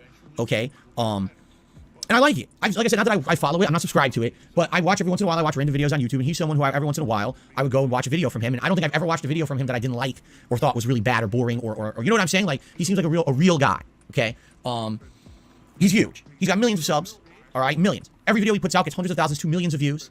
He's very popular on YouTube right now. I don't know how long this is. The weird thing is a lot of people get confused. His YouTube channel is called like Penguin Zero, but he goes by Moist Critical. Like, he has a million names. His real name, I guess, is Charlie, but he goes by like a million names.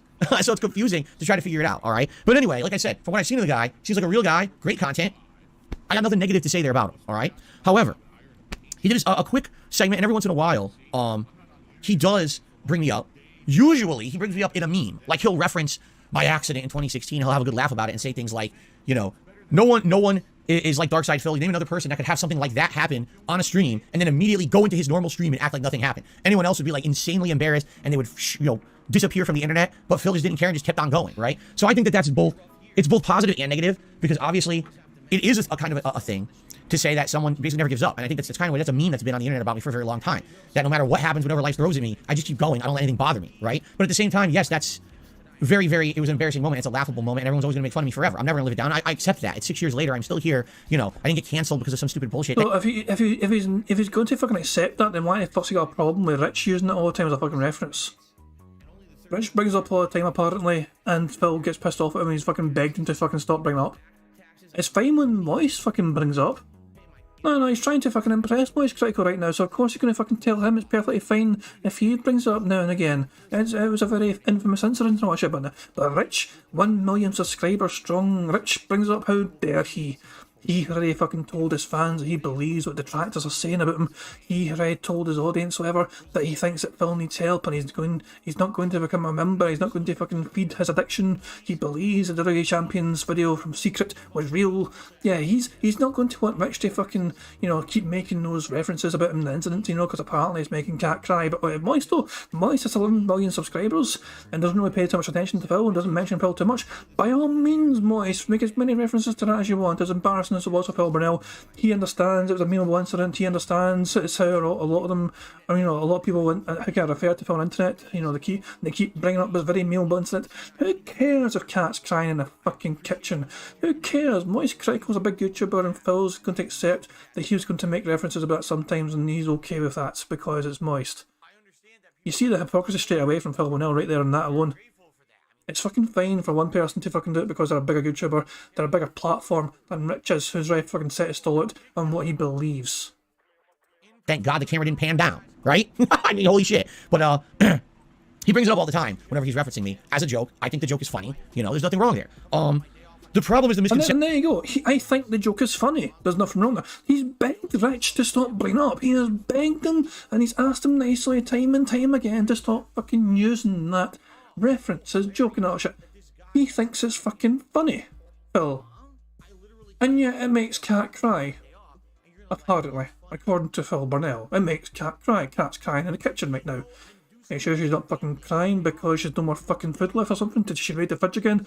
You got to fucking do another run to fucking Costco or something so you can get more fucking party size supplies or snacks? Jesus fucking Christ, Phil. Phil's thing the thing that fucking annoys me lately with Phil, he cannot stick to a fucking narrative. He cannot stick to the same fucking script.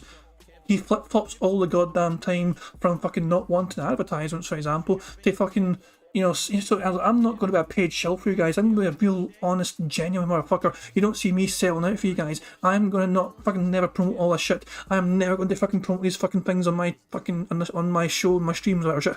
So it goes, some days he'll say that, and the very next fucking day, he's going to say, I'm never going to get those fucking opportunities to fucking, you know, advertise these products and get the fucking money these other guys are getting for advertising these things. I'm never going to get that chance because detractors and trolls contact these companies, and these companies will fucking go from maybe wanting to do something with me to not want to do. So this is what I'm saying. Phil cannot fucking make up his mind whether he wants to fucking be the fucking, you know, tough, fucking, the fucking strange, fucking, you know, I'm a true, genuine, honest motherfucker. He goes from that to wishing he could show. He sometimes goes, I am not going to show, and I'm not going to, I wouldn't want to. And then the next day he'll go, I wish I could, but I don't get those chances. He flip-flops all the fucking time. Just like with that incident, also, it depends who's fucking making fun of him for it. If it's a bigger YouTuber, if it's a fucking far bigger YouTuber making fun of him, Phil's fine with it. He finds it funny. If it's Rich, or for anyone else, or detractors, doesn't find it funny, makes his wife cry. Perceptions about me that get spread all over the internet by my detractors in particular. And now we've got big channels like Moist Critical who reiterate those negative misconceptions and or take moments out of context as like, this is all who Phil is, and now everyone who watches his content believes that, and that's not fair. Now, by the way, I'm not angry at this guy. I think that it's fair that he says what he says because he's watching content about me on the internet that's half-truths or falsities, all right? But he's believing it. So I don't blame him, but what I want to do is clear up some of the things he said and then kind of have a follow-up, all right? And like I said, I'm sure people are going to send this to him now. I don't know if he's going to watch it. You don't clear up shit though, Phil. You don't clear up anything. You don't provide the evidence. You provide zero fucking evidence. Is there a fucking... Hang on. 2 seconds, guys. Let me find what Moist said. Let me actually find what fucking Moist Critical said. I shared this at the start of my bingo before the other day, but let me find what actual fucking thing that Moist said. 2 seconds.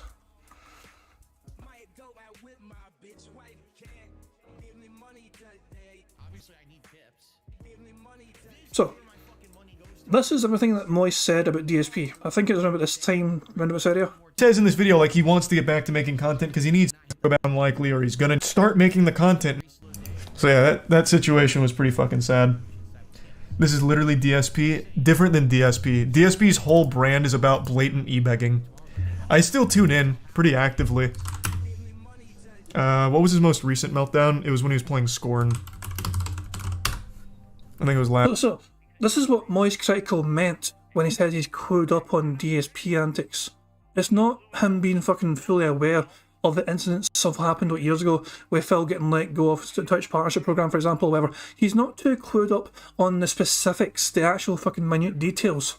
But he is kind of clued up on like the latest thing that has been talked about. One of the most negative things that happened to Phil Burnell lately was that Scorn incident from, about a fortnight ago. So that's what fucking Moist Critical meant when he said he was clued up about DSP. Because obviously people talk about it, and I'll say, look, Aqua Teal's video got 12k views. I'm just telling you, that's quite a lot of people watching that video within a space of a fortnight. The same, but you can actually see that. Look at down the bottom of that list here from Moist. 2.2k views for another Aqua Teal video. Same number of days uploaded. So Phil having that unrecorded segment of getting pissed off for playing Scorn, he got no tips on that last fucking overtime. That's what I'm saying. That attracted a lot of attention. That's what I'm saying. These are kind of videos, and this is the thing as well. The context is fucking there. There's no editing done by Aqua Teal to that. It's all its full context. And that's what I'm saying. Moist Critical's going to click on it now and watch it. Last week. Yeah, I think this is it. Oh, I can't show this because DSP's banned on Twitch. There's your first fucking thing that fucking hints that fucking Moist Critical has no actual fucking idea about the circumstances related. So Moist Critical was thinking to himself, shit, if I show this on my Twitch stream, I'm going to get banned off Twitch because Phil was banned on Twitch, and I'm basically showing a banned Twitch streamer on my own Twitch channel. We're just trying to fucking circumnavigate the fucking, the ban essentially. So his own chat had to fucking remind him, no, Phil was never banned on Twitch. It was just a partner program he got fucking booted from. So that's what I'm saying. Moist Critical does not understand the full ins and outs of Phil Burnell because he has not had to try and understand the shit. He understands the latest drama. He's clued up on the latest drama only. And Phil thinks he should be clued up on more than that. For whatever fucking reason.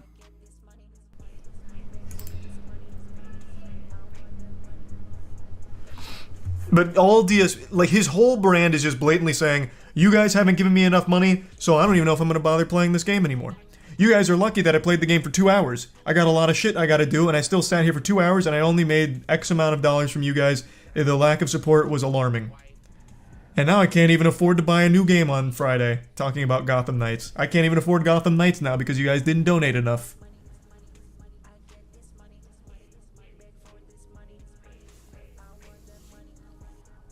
Did DSP get unbanned on Twitch? Last I saw, he got, perma'd. Let me see. Dumbass.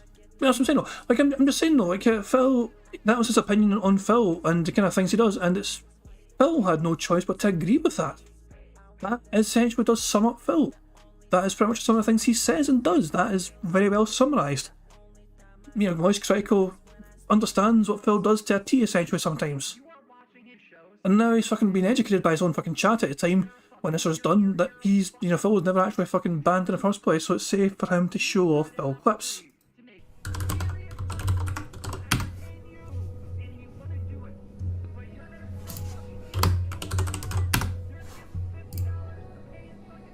Oh shit, you're right. Okay, then yeah, I can pull this up.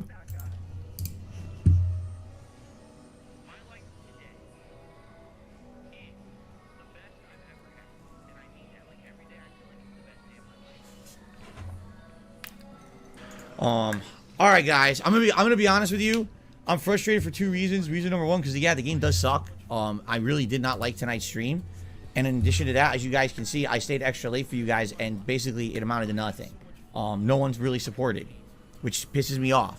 It does. Yeah, I'm playing a game. Obviously, it's frustrating.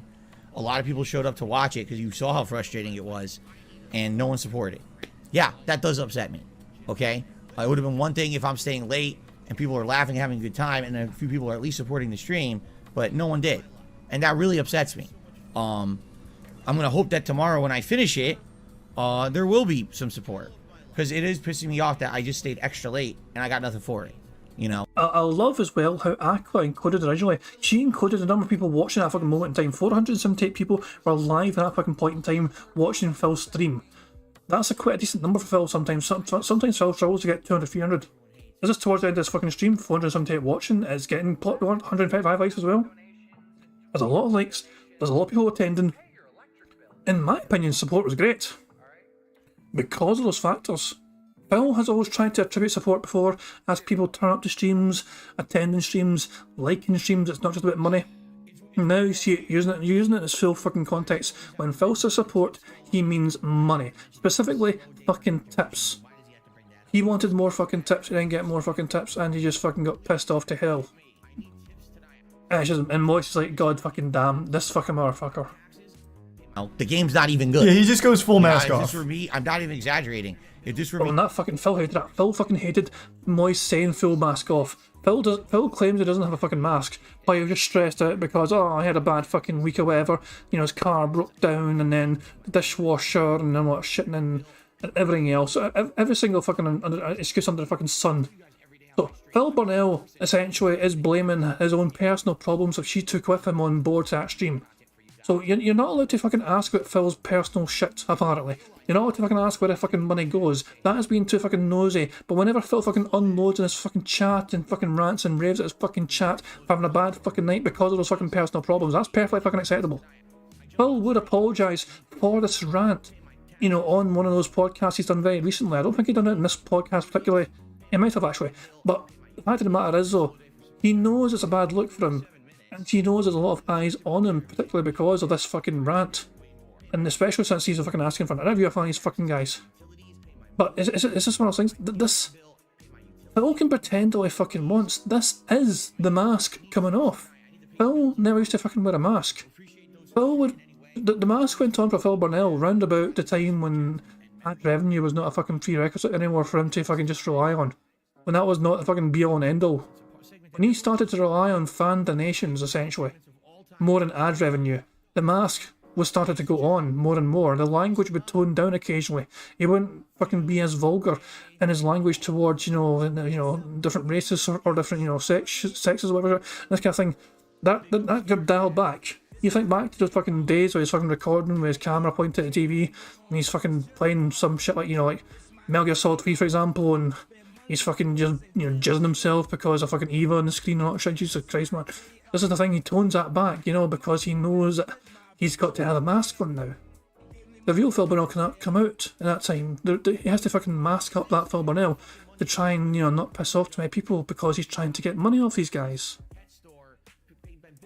not streaming, playing this, I would have just turned the game right off and said, fuck this, I'm not playing this anymore.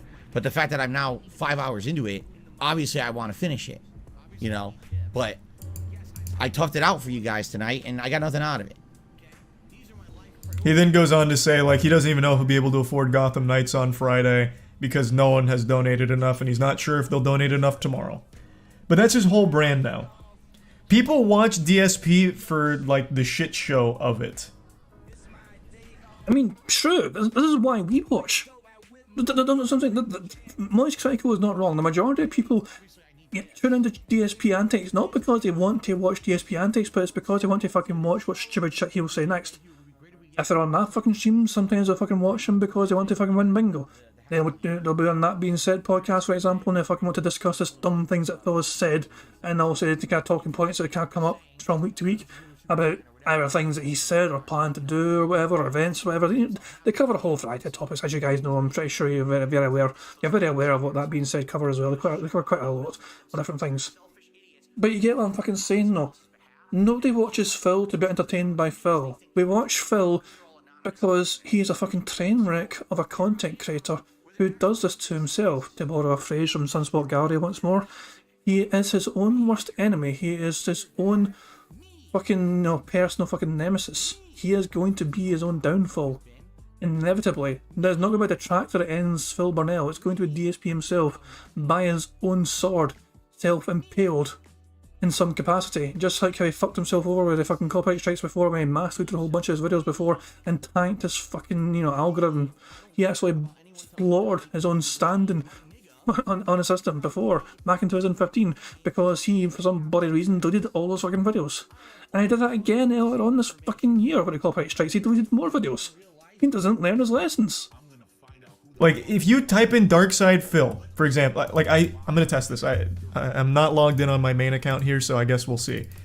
If you just type in Darkside Phil, like the first channels you get, I imagine are gonna be like Bill Furnell, which is just the play off of his actual name.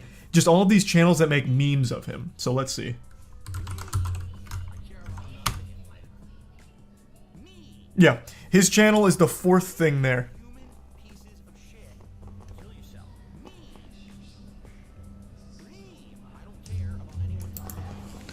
And it's just, like, it just, that's his whole brand. So it's not really the same. It's just very different niche. Is it DSP Gaming? I thought it was just Darkside Phil. Did I get them wrong? Which one does he stream on? Because this is the one with 7,000. Oh, you're right, it is DSP Gaming. I don't even remember him making that switch. I'd like to remind everyone that DSP Gaming has had his channel for like, how many fucking years has DSP Gaming had that fucking channel now? It's been like over a decade. Moist Critical, up to date on the latest Phil antics, according to Phil. Moist Critical himself thinks he's a bit clued up on the latest Phil antics. Not really. I think he would be the first to admit he does not never pay that huge amount of fucking attention. He keeps up to date on the latest shenanigans. You know, he might be aware Phil said something dumb lately when he was playing Scorn, and he was like, fucking really begging or whatever. He was like fucking angry that nobody gave him money in the last half hour of the game or whatever. He'll be clued up to that extent. But he won't fucking know DSP Gaming. He'll know DSP. He'll know Darkside Phil. He'll be aware of the name. He'll know the person.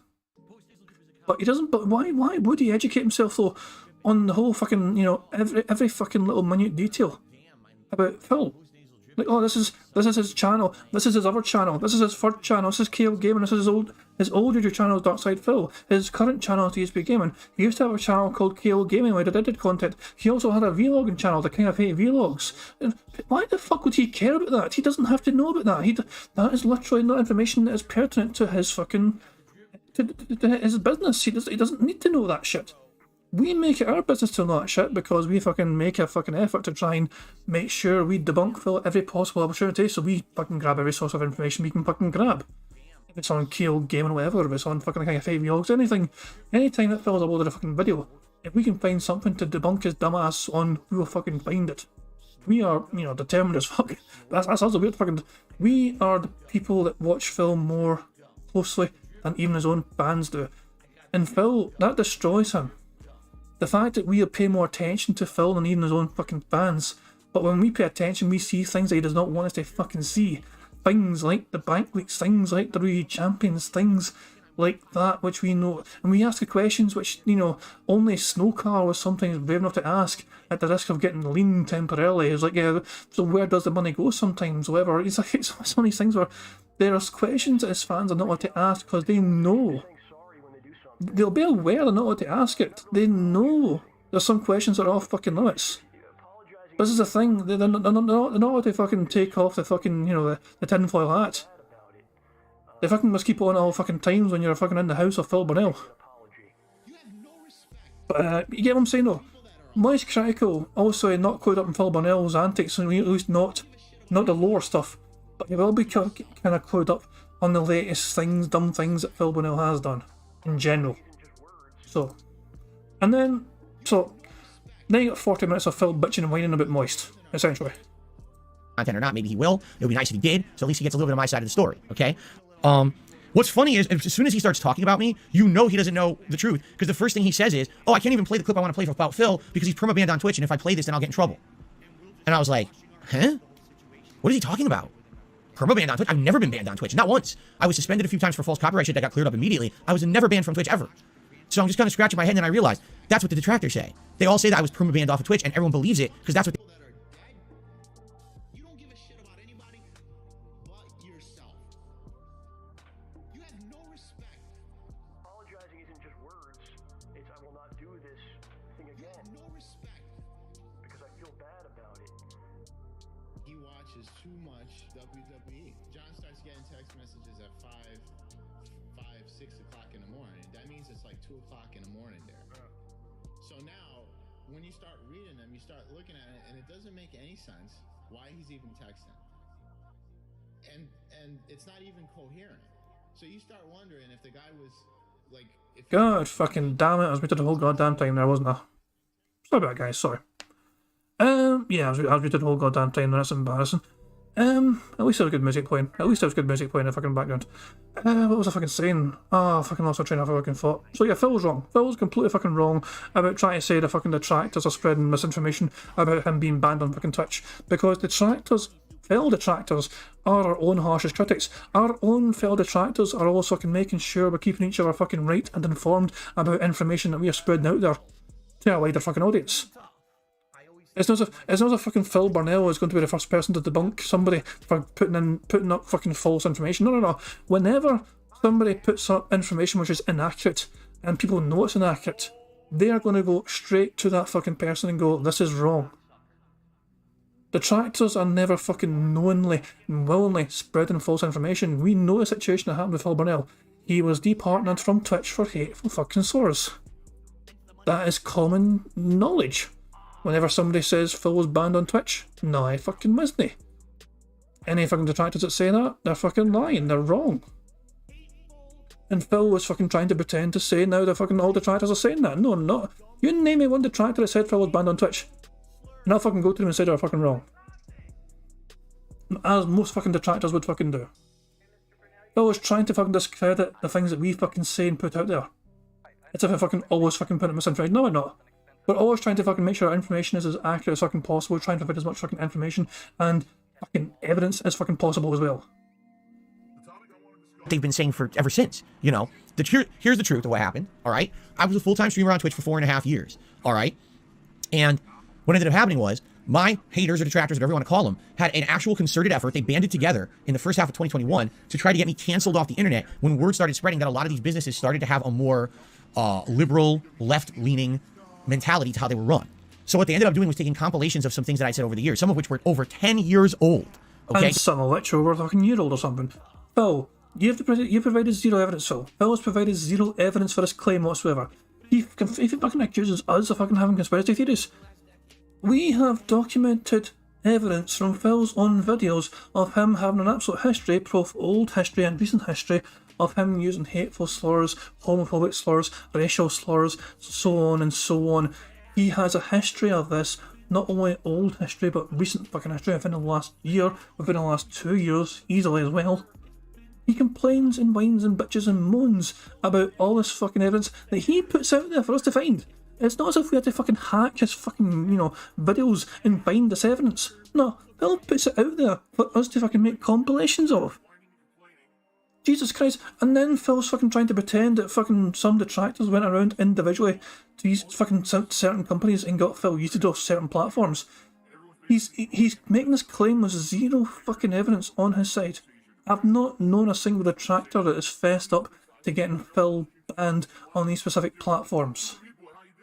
The most recent example I can think of is Stream Elements, and that was some nutter on Twitter called GMB or something. And that wasn't even a fucking big massive effort. He was just basically pointing out to Stream Elements, by the way, this is a thing. They looked into it and thought, you know what, that is a thing. Get to fuck, Phil. That wasn't some massive fucking comprehensive effort. That was just some fucking random person on Twitter pointing out to Stream Elements, guys, you want to check this out, and they chose to, and they thought, you know what, he's right. Things that I had publicly apologized for, left, right, up, and down, and admitted they were horrible jokes I made a decade ago, things that I don't do anymore. And they started bombarding every business that I have any involvement with this slander campaign against me. So we're talking places like Twitch, places like Teespring, places like Streamlabs, things that you need to operate an online business as a content creator. And systematically, each one of them started kicking me out. All right, Twitch kicked me out of the partner program, claiming that they had evidence that I have used hate speech. And I said, hateful slurs, Phil. You used hateful slurs. And we've got evidence of you using hateful slurs over fucking years. We've all made compilations about you using hateful fucking slurs. Even in your response to Twitch at the fucking time. You brain dead fucking pieces of donkey shit, I think you called them. You immediately called them that, Phil. That was quite hateful for you to say that straight away about them. well, you're legally obligated to provide evidence of this, do so, and their legal team ghosted me. They felt, oh, Phil's not big enough to sue us for this, so we're just going to ghost him. So they did. You know, they knew I wasn't Dr. Disrespect. They knew I didn't have the clout and the money to sue them to try to get, you know, my name cleared up. So they just did it because they just could, you know. And then on top of that, they did it to Teespring, which was, I guess it's now Spring. They just canceled my account.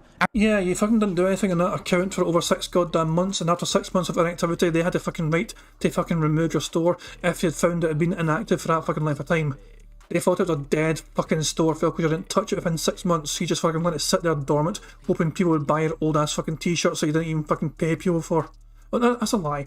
Phil did pay people a couple of bucks to design some shirts, and the ones that he fucking paid money for didn't sell, apparently. Which I thought was a hilarious fucking story if that's fucking true. The actual fucking shit he paid people money for to design didn't sell whatsoever. If that's a true fucking story, I love that fucking story. But because it's Phil that told the story, I don't know how true it is. But you get what I'm fucking saying though, Phil never bothered his arse for the last 6 months of his fucking time in Teespring to update the goddamn store, and it's in their fucking terms of services that they can fucking remove your store from their service, their server at all, if you've not been active in the last 6 months, and Phil just ignored it for 6 goddamn months. And so they just got rid of it. They thought, you could just get this as a dead fucking store. This had no activity whatsoever, it's not been updated this long, but we're just gonna get rid of it fucking no more. No more DSP merch, Teespring merch, because the guy's obviously not fucking updating anymore. After having an over 5-year relationship with Teespring selling t-shirts, none of which had anything negative on them or anything to do with anything hateful, they just canceled my account, closed it. And I was like, I asked them why, they never answered why. They just, gone. And then on top of that, Streamlabs, same thing, you know, pop-ups on the stream, can't take tips through them anymore, you're kicked out. So it all happened at once. It was a big cloud clusterfuck of shit and like I said, when I looked into it, I was actually contacted by someone who, and I'm still to this day, I'm not going to say who it is, but there's someone who was on the inside of Twitch and basically told me this is what happened, that these people bombarded Twitch and other businesses with this negative shit about me, and they all basically canceled me at the same time. Yeah, the fucking, the mythical, strange insider that Phil had on the inside of Twitch that gave him this incredible information. Doesn't sound that reputable a source, it sounds kind of made up. It's like me fucking saying I've got a fucking deal with Tooth Fairy to get 50% of all our fucking earnings in my fucking local town if I start knocking out people's teeth. Doesn't really sound that fucking credible, does it? It really doesn't. So I can still stream on Twitch. Twitch didn't ban me, they just kicked me out of the partner program. I could have reapplied for it by now, but I don't care. I don't want to deal with a business that just because there's a hate mob against me, that they're now going to punish me for the hate mob when I didn't do anything wrong. I never did anything wrong when I was on Twitch. You know, anything that I did do wrong, I was already punished for. Yeah, I had a suspension or two. I was drunk and I said, you know, a stupid word I shouldn't have said and stuff like that. That was long years in the past. There's no way I was going to get punished for it in 2021 when this was stuff so far in my past. But the misconception is I'm banned from Twitch because that's what my haters say. So I'm not shocked to hear that Moist Critical thinks I was banned from Twitch. It's not his fault. That's just believing what idiots say about me that's not true. No, that's just him not fucking bothering his arse to fucking learn more about you because he doesn't want to fucking learn more about you. He doesn't need to learn more about you, Phil. You didn't even know you're fucking called DSP Gaming, and you fucking blame us as well for fucking trying to somehow play 3DJS. Like, I cannot wait to get to that fucking point. I'm gonna let Phil get to that fucking point before fucking talking about that, but yeah. Phil Burnell fucking goes off the goddamn rails in this goddamn fucking rant. It's unbelievable. The things he accuses us evil, mentally ill motherfucking detractors of is fucking incredible. You just fucking wait until you hear some of this fucking shit if you know heard it already. The next thing he said, also I'm not shocked, he goes, by the way, the reason that this came up, I should bring this up because I didn't do this. Boogie just came out with a video like a week or two ago where essentially he's appealing to his audience for more support. He's basically saying he lost all of his money because he invested it in cryptocurrency, and as you know, this year cryptocurrency crashed. So he had a nest egg from all his years. You know, he has over 4 million subs on YouTube. At one point he had over 5 million. All his videos used to bring in hundreds of thousands to millions of views, and now he's completely waned in popularity on YouTube, doesn't make that much money on it anymore, and all his money he had in savings he blew on crypto. So he's broke. So he's appealing to his audience saying, please help me, right? Please, if you can, super chat, please become a member, please buy my merch, here's my t-shirts, right? He's just shilling to his audience. He could do that, it's fine. But what Moist Critical was making a point of is, he goes, here's a YouTuber who used to have 5 million active subs, now he has 4 million, and he's literally like begging people on his stream for money. He's like, it's not a good look. I agree, but if what Boogie's saying is true, I understand why he's doing it. Okay? I can see both sides. All right? Anyway, the reason that he starts talking about me is because someone brings me up, well, then what do you think of Dark Side Phil? Because he's infamous for being an e-beggar, right? So basically that's when Moist Critical goes, well, yeah, That was not what was said to Moist Critical. If you remember, the guy said to Moist Critical in his chat, so he's basically DSP. 4 words were said to Moist Critical. So in those 4 words, he's basically DSP. Phil interpreted as this. It's true. I understand why he's doing it. Okay? I can see both sides. All right? Anyway, the reason that he starts talking about me is because someone brings me up, well, then what do you think of Dark Side Phil? Because he's infamous for being an e-beggar, right? Phil somehow heard that with the words, so he's basically DSP. He twisted it into that somehow. I don't know how Phil managed to hear that from those 4 fucking words, but it tells you a lot about how what Phil Bonnell does with people's words and how he twists them into his own fucking purposes and needs. The guy never even mentioned Phil Becknotti. The guy only just said, so he's basically DSP. That's all he said to Charlie. The guy in his chat, so he's basically DSP. And Phil hears, oh, so he's like, and fucking Phil's like, oh, this guy came into his chat and he's like, oh, what about Phil Bonnell? So he was begging all the fucking time. No, fuck off, Phil, fuck off. You are putting words into people's fucking mouths for your own purposes here. Stop fucking lying to your audience. Be fucking upfront and genuine with them. Don't pretend things are said that actually weren't said. Right? So basically that's when Moist Critical goes, well, yeah, I'm up on Phil. I basically the way he says it, you can tell that like he's interested in me as a character, but he doesn't watch my content. All right? You can tell he's not sitting here right now watching my stream. He's watching the Detractor. No, he's not even watching us. No. The Charlie is not going to fucking keep an eye on fucking Aquateal or me or Shinko. No. If Phil goes viral for a dumb reason, like that fucking rant he had at the end of that fucking game, he's going to check that out. Enough people fucking talk about it, he's going to check out. That's what I meant by being code up. He's going to check out the latest drama. That's essentially it. Highlight on my stream that picks at the bad parts and says that's all that I am. All right. So he's basically like, yeah, I'm up on Phil. Here, let me play this video. But then he's banned on Twitch. I can't play it. And then someone cleared up, says he's not banned on Twitch. You can play it. So then he plays it. And what is it? Of course, it's the scoring clip. So we'll talk about that in a moment. All right. But the other point he makes, and again, this is another detractor thing. He says, you can't even search for Darkside Phil anymore on the internet and get his content. All you get is detractor stuff. All right. So he goes, look, I'm not even logged in on YouTube here. I'll prove it. And he searches for Darkside Phil. The first thing that comes up is the Down the Rabbit Hole documentary about me, which at this point now has accumulated over 6.5 million views and is still climbing in popularity. Now, I already addressed that documentary earlier this year, and I basically addressed all the things in that were half-truths and misconceptions. I would hope that out of the 6.5 million people, maybe 1,000 of them will watch my react, right, to get the true story. But that's the problem with being a small-time creator, is that you don't have that kind of control, right? Most of them will never watch my react to it and know both sides. It's sad. I think the next video down was probably another negative documentary about me, and then it was the Darkside Phil channel, okay? And I'm like, okay, so I'm the third thing down, right, when it comes to my name. But then he's looking at it and he's confused because he thought it was worse than that. And then he looks at the channel like, wait a minute, Darkside Phil only has 7,000 videos. That's not right. And then everyone told him it's because his channel's DSP Gaming, not Darkside Phil. And Moist Critical literally goes, really? I didn't know that. So how funny is it that I'm infamous on the internet, right? But no one even knows that I make content. No one can even find the channel because why? I'll tell you why. Because my detractors have done this on purpose. When they talk about me, they say DSP or Darkside Phil. Or they say DSP space gaming. Shut the fuck up. It's not fucking our fault that you fucking called your channel DSP fucking gaming. You never fucking refer to yourself as DSP gaming. You don't. Wait, let me. No, hold the fuck on. Hold the fuck on. Hey, look, my stream's on there. DSP gaming. Okay. How does Phil introduce himself? Good evening, everyone. Shut up, Phil. How does Phil introduce himself on every single daily on fucking Level 1 podcast? Does he introduce himself as DSP Gaming? Let's find out, shall we? Full.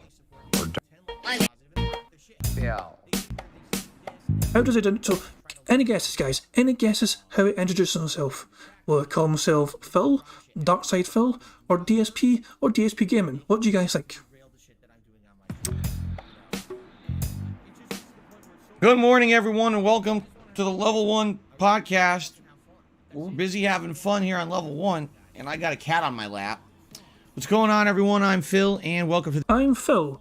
Not DSP Gaming. Not DSP Gaming, but Phil. He calls himself Phil. Doesn't call himself DSP, doesn't call himself Darkside Phil. He calls himself Phil, obviously because it's his fucking name. But what? So, he's not even calling himself DSP Gaming. But he wants other people to call him DSP Gaming so people can find him easier. He doesn't even call himself... So, and by the way, for full disclosure, Phil fucking disclosure, I fucking put Phil's actual fucking YouTube handle in the fucking title of this fucking thing. At DSP Gaming. He can't fucking complain and bitch and whine and moan about the detractors not fucking tagging him in his fucking videos. I've literally tagged Phil in this fucking random rant of a fucking live stream. No, he's going to fucking pay attention to anything, but fuck it, I just fucking wanted to get this fucking off my chest and just fucking point this shit out. He doesn't even call himself DSP Gaming, yet he's fucking accusing us of playing 3D fucking chess with him.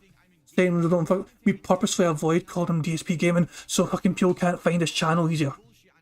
We call him DSP or Darkside Phil or DSP Space Gaming so his fucking videos aren't fucking, his channel isn't found and it attractive videos of it. Fuck the fuck off, Phil. Fuck the absolute fuck off. You don't know.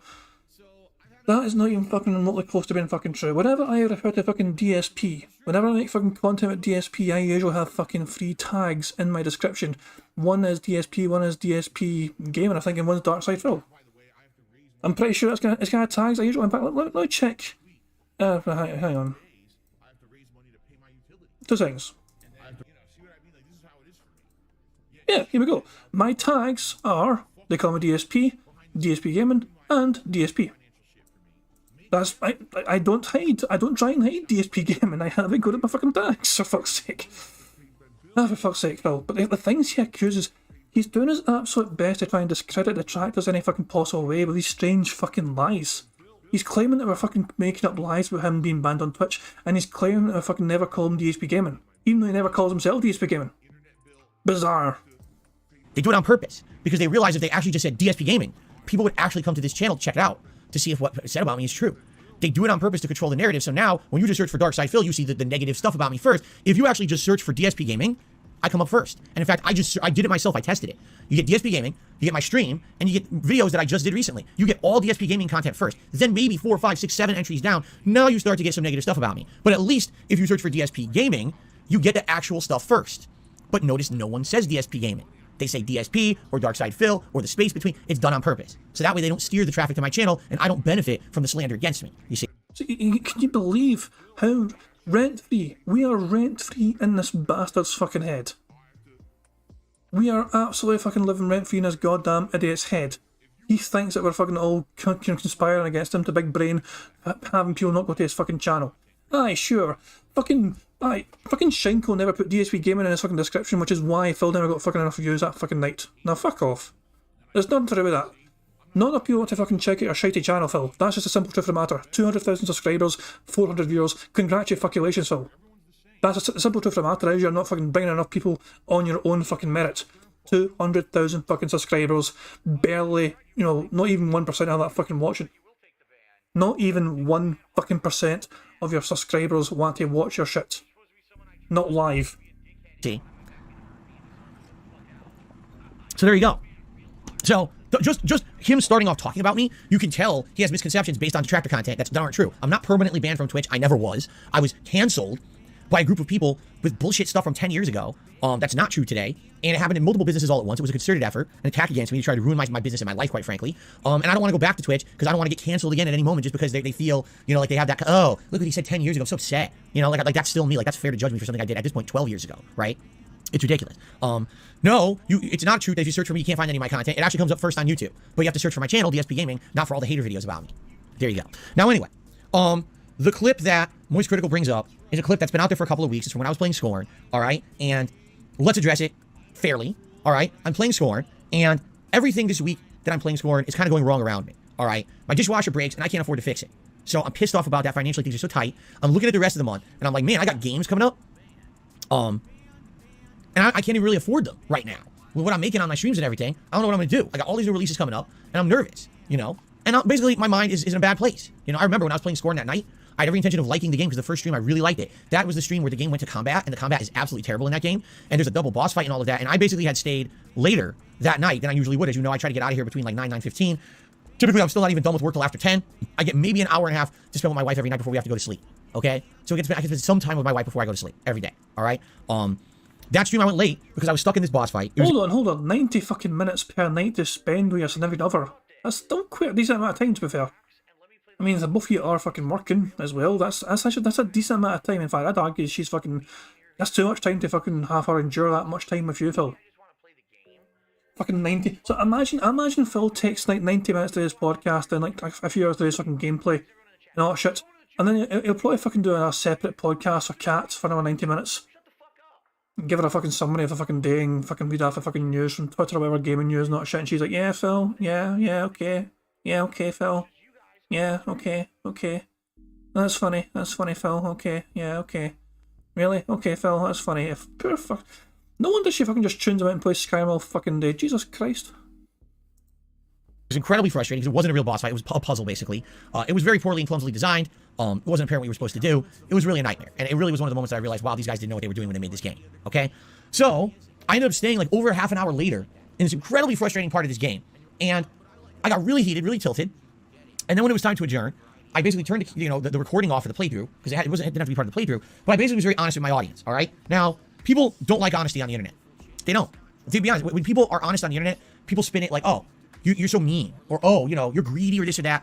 Honesty is very, how can I say, if you're honest about something, there's going to be a couple different schools of people who receive it differently, okay? There's a difference between being honest with your fucking audience and acting like some sort of entitled little man-child who thinks they fucking deserve money.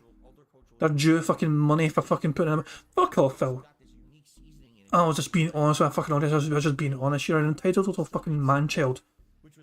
You're not fucking owed anything if you're a goddamn audience. I like to be honest with my audience as much as I can, but I can't be honest 100% of the time because when I am, then people use information to hurt me, as we've seen over the years. But that particular night, I was really upset because not only was I that week in particular really hard up for money, all right, but at the same time, I'd stayed extra late to play this game that was kicking my ass. The viewership on the stream was high, meaning the views skyrocketed as the word started spreading. Oh, Phil's really struggling with his boss. Let's go over there and let's watch it, right? But what ended up happening was, I got absolutely no contributions at all that whole last hour of the stream, which was the struggle part that I stayed later. Okay? Now, I'm not entitled to anyone contributing to my streams. I'm not. No one has to contribute at all. Hell, I'm doing a podcast right now for 53 minutes. There's nothing. There's no contributions to that yet. Okay? I'm not entitled. Hint. I mean, if that's not a goddamn hint. Phil was not aware so get this. Phil was not aware him bringing this up. It's him hinting. He does not honestly think that was him hinting. He had to be told on the next podcast the day after that him bringing this up randomly is like he's actually hinting and asking for this when he brings it up. And his mind was blown by this fact. He was actually fucking shocked to find out that people think he's actually asking for money when he brings it up. Because obviously it comes across as you fucking dropping massive hints, Phil. Jesus, I mean, he is so fucking stupid at sometimes, man. He's not fucking aware of the things he's fucking saying and the messages. I can only assume it's stupidity. I don't know if I want to give Phil credit for actually being smart enough to fucking drop these fucking hints and not be aware of the things he's fucking saying. I'm not sure if he's that fucking stupid. Part of me thinks he's actually not that fucking stupid and he knows exactly what he's fucking saying. But if he's genuinely fucking gobsmacked and stunned at what he fucking said, was, he didn't actually realise it was him fucking trying to basically suggest, hey, I've not been given money yet. And him bringing it up randomly comes across as if I'm him saying hint hint. That blows my fucking mind that he's that fucking dumb. We call him a dumb bastard a lot of fucking times, but that is exceptional. That he doesn't understand that it's him dropping fucking hints.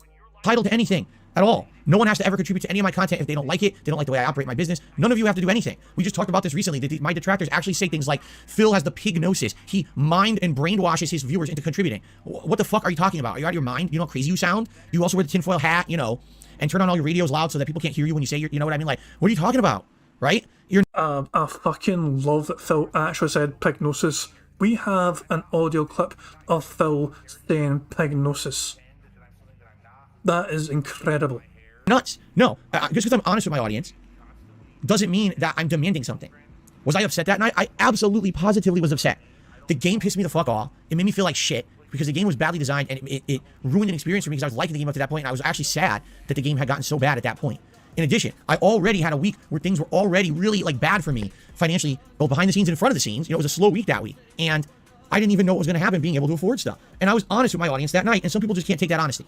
They don't want that. They don't. They want me to say, oh, everything's happy in rainbows. And if Phil was grateful, he would never say a word, right? There's a difference between being grateful and being sugarcoating everything, all right? There's people out there, everything's always great. And, never a negative word. That's not me. I'm the complete polar opposite of that, And that night, I was very honest with my audience. I basically said, I'm upset because I stayed late for you guys. Playing a game that obviously is painfully badly designed, right? And I would hope that the fact that you guys are getting entertainment out of it, because you obviously were. Look at the views skyrocketed. People were really saying they were enjoying seeing me suffer through this. That at least someone would have said, all right, thanks a lot for that. We know you're having a rough week. Here you go. We'll contribute or do something to help you out. And at least now I'm like, wow, well, at least it was kind of worth it for me suffering through this piece of shit. And it didn't happen. And I got upset about it.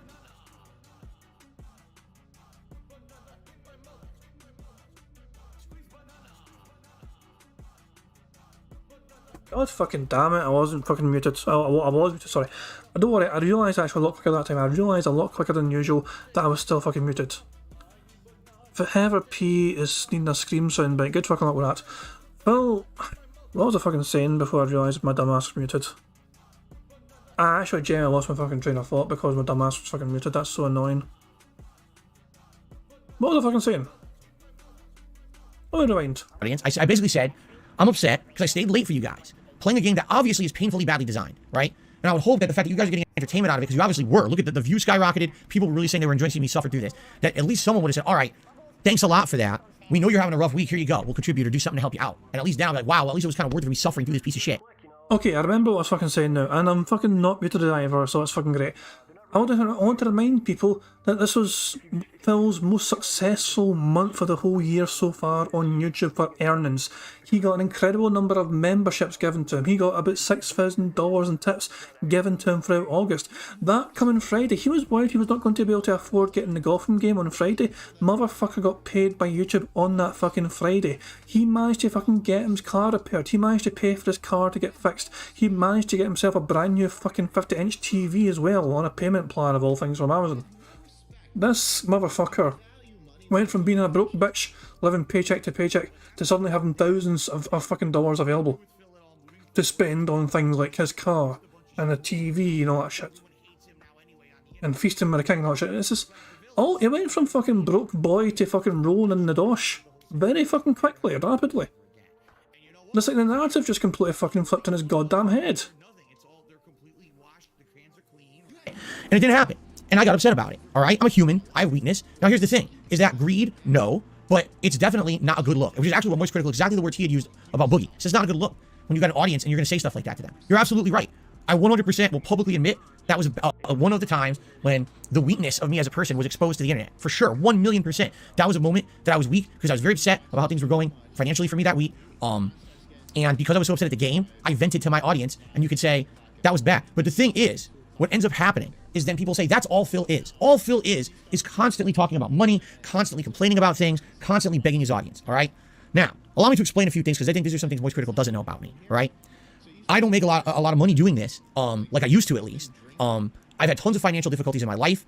I had to go through a bankruptcy 2.5 years ago. I'm still behind on things because people keep messing with me. If people would just leave me alone, I'd be fine. But I constantly have people who mess with me in every possible way, whether it would be trying to cancel business opportunities, like I said, my partnership with Twitch, my Teespring store, things like that, which is not fair because they do it for things I did 12 years ago, not the real me today. That's really not fair that I have those kind of things happen to me in the modern day, okay? I keep having people mess with me in ways that continuously mess with my finances. For example, last year, someone stole my identity, all right? They tried to steal lots of money from me. No, they did not, you lying sack of shit. I am sick to death of fucking going over this goddamn story over and over and over and over and over and over and over and over again, but god damn it, one more fucking time for you guys, I'm going to fucking do it. Biff got into your fucking bank account. He did it through social engineering. He did not do something that was legal. What he did was very fucking illegal. He managed to fucking get into your Bank of America account details. He shared that information with other people in Kiwi Farms, and all those people fucking found out your debit and credit transactional informational history from a period of March 2020 towards September 2021. Every single debit and credit you had in that time period was displayed for everyone to see and hear and learn from. Nobody took money from you, Phil. It cost you money to fix, yes, and Booth apologised for that. He was very sorry for that happening. He apologised about that. But yeah, the fact of the matter is, Phil, that nobody took goddamn money from you. You pretend you had $9,000 taken from your account. You try to fucking pretend to your fans, even though you claim to fucking broke at the time, you claim to really be short money at the time, and all of a sudden you're going to tell those same fans you had $9,000 sitting in your account just waiting to be stolen by somebody that could have been put to good use, but instead you just had it sitting there in your account doing nothing. Good luck trying to fucking pig-splain your way out of that one, Phil. The money was not taken from your fucking account. The bank leak data is real. It is genuine, it is authentic. It highlights incredible fucking questions that you might need to fucking answer at some fucking point to your fans for full clarity. It also paints a fucking picture as to how fucking bad your addictions have got to fucking mobile gaming. I'm just sick of this motherfucker lying all the goddamn time. I really am. I'm sick of it. I was forced to close down all of my accounts and start them all over fresh. And when I did that, there were payments that could not be made, that ended up violating agreements that I had, that ended up costing hundreds to sometimes thousands of dollars to fix. All right? This was not cheap. It really just screwed me up. And then things just keep this year, 2 months ago, blatant false copyright strikes against the channel. So now people are apprehensive about contributing because they're afraid if they become a member, oh, Phil's gonna get suspended, I don't get my membership benefits. So I lose $1,000 of what I normally would have as revenue in a month that I need to pay my bills and operate my business. Well, I would argue that you've more than made up for that because you got gifted 500 memberships. It worked out. So you lost some members. You lost some income from members, but you've more than made up for that. You got like fucking $3,500 from YouTube for 1 month instead of about the 4,500 or 5,000 you're expecting. But next month from YouTube you're getting like $5,500 instead of something $6,000 because you had over 1,000 goddamn members at one fucking point, as well as all the super chats, as well as all the ad revenue. So it balances out. It evens out at least. You know what I mean? And then things keep happening that just get me down on my luck. And this is just shit that shit happens. You know, my car breaks down, my dishwasher breaks. He only focuses on the goddamn negatives. He doesn't think about the positives that outweigh the fucking negatives. Whenever Phil has a negative happen to him, usually then he'd step up and they fucking counter it. Look what happened to the chargeback saga crap with fucking PayPal. His fans stepped up, gave him like fucking $400 straight away. And that countered all the fucking chargebacks apparently happening to him. There is some stupid... He memory holds all the positives that counteract the negatives. He uses the negatives as a fucking excuse as to why he's begging all the fucking time. He doesn't mention all the positives that fucking come of it with his fucking denhead following, stepping up and throwing money at him to fucking make him feel better. Breaks down, my TV breaks. That's normal shit of life. But I'm not in a position where I have any kind of a backup. I don't have any credit. I don't have a nest egg. I have nothing to fall back on. So when that stuff happens, a normal person says, okay, I don't want to, but I put it on a credit card. Or I don't want to, but I'll give it to my savings. I don't have any of that. All right? I hopefully will have that long term, but I'm not there yet. I'm trying to recover from bankruptcy. All right?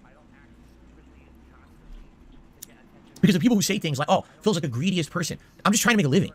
All I'm trying to do is make a living, and I have a focused group of people who all they want to do is ruin my life. By breaking the law, by the way, we should call that out. It's not like it's just slander on the internet, which there is. If it was just slander on the internet, that would be one thing. These people have realized that slander on the internet won't end me, so now they break the law regularly to try to ruin me and my business and my life. It's not breaking the law for me to point out that I think you're guilty of committing bankruptcy fraud and defrauding your own government. Fucking pretending that those gacha gaming expenses you use as a personal fucking hobby were actually a business expense that you passed off. No, fuck that, Phil. I'm definitely going to keep calling that out, that I think that is sus as hell and I think there needs proper investigation. So you pay your dues and you don't fucking defraud anyone. The last thing I would like to see is a criminal get away with some heinous crime, knowingly getting away with that crime. It'd be one thing if Phil accidentally fucking did this, but he intentionally manipulated his data to fucking pass off these fucking expenses as a fucking business expense when he does not for 1 second fucking have the WWE Champions show up on his streams as his content, aside from one fucking accidental daily crap upload from July 23rd, which he did not want us to see. He did not want us to fucking see the WWE Champions on his fucking phone. It is the only time he has shown that game on his phone on his own content. And even then he claims it wasn't a fucking game. Okay, that's the kind of stuff Moist Critical doesn't know, because no one wants to talk about that. We just want to make fun of Phil because he had a bad stream in Scorn, and he begged on the stream, right? So that's the story, not the fact that, you know, I have identity theft committed against me on a regular basis, that people try to steal money from me, that people are really fucked in these crimes they committed against me. That's not the story anyone talks about. It's, oh, Phil had a bad Scorn stream, let's make fun of him. That's the problem with the internet. People focus on what they want, and they spin the narrative the way they want. They don't hear both sides of the story. You know what I mean? So, Moist Critical basically says, Phil goes full mask off in this clip, basically showing that all he cares about is like the money, right? That couldn't be further from the truth. I've said how many times on my streams, I wish I never had mentioned money. I never used to. If you look back at my content from 10 years ago, when I was very popular on YouTube and I was rolling in the ad revenue, I never mentioned money. I was never asking for it. I didn't have a PayPal where you could donate. I just started a Patreon. I've been a YouTuber from 2008 all the way to like 2015, I think is when I opened my Patreon. And I didn't really actively start doing anything like asking for any kind of contributions until I became a full-time streamer in 2017, because I ditched YouTube. I completely abandoned YouTube as any kind of a major revenue source. I said, I want to be a streamer because I saw everything that was going wrong. The adpocalypse had hit. You know, I saw the writing on the wall. It's just a misconception about me that you think this is the end-all be-all. I mean, it's not. If I could have a day where I don't have to mention any kind of income, I love that day. You want the perfect example of this? And this, again, what people would never tell Moist Critical, all right? Yesterday, I just did almost a 12-hour marathon. I turned my stream on at 10:45 a.m. The stream didn't go offline until 8:30. And then after that, I even worked longer, all right? During that entire marathon, I took one break for 10 minutes where I ran some ads. I didn't actively chose to run ads every hour. It was not really monetized in that way, all right? I wasn't asking for anything during that stream. at all.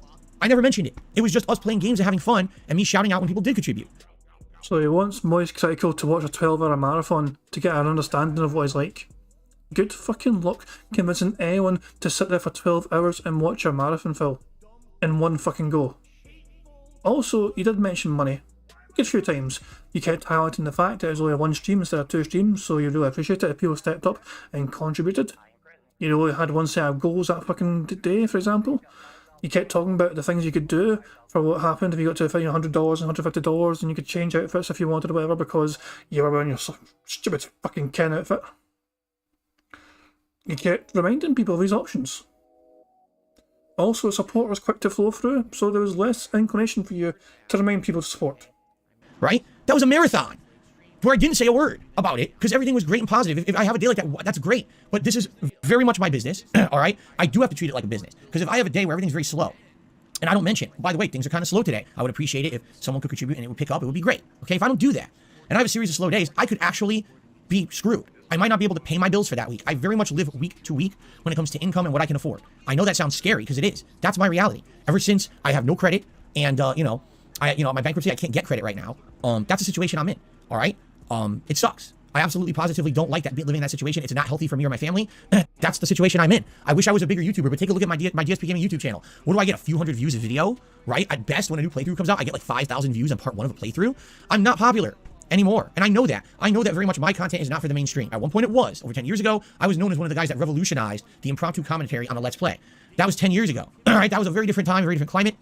Today, I'm someone who just makes content for a very curated group, meaning I make content for those who still like me and want to see that style of content. I'm not aspiring to appeal to the masses, but because of that, I make what I make. You know what I mean? The other thing here is that I don't get the opportunities that other content creators get. I don't get to do a ad campaign for a product. All right? I don't get a sponsorship opportunity. All right? You get what I'm fucking saying when I'm saying this guy can't fucking decide what lane he wants to fucking stay in here. Mister, I'm not going to be a fucking paid shill. I'm not going to fucking sell myself out, whether I'm going to stick true to my fucking self and not fucking have these fucking dumbass advertisements on my fucking streams. It goes from that fucking talk to then saying here, I don't get these fucking opportunities to run ads. I don't get these fucking opportunities to fucking make this kind of money. He can't fucking decide what he wants to fucking be. Does he want to be the fucking guy that shills things or not? He really can't fucking make up his goddamn mind.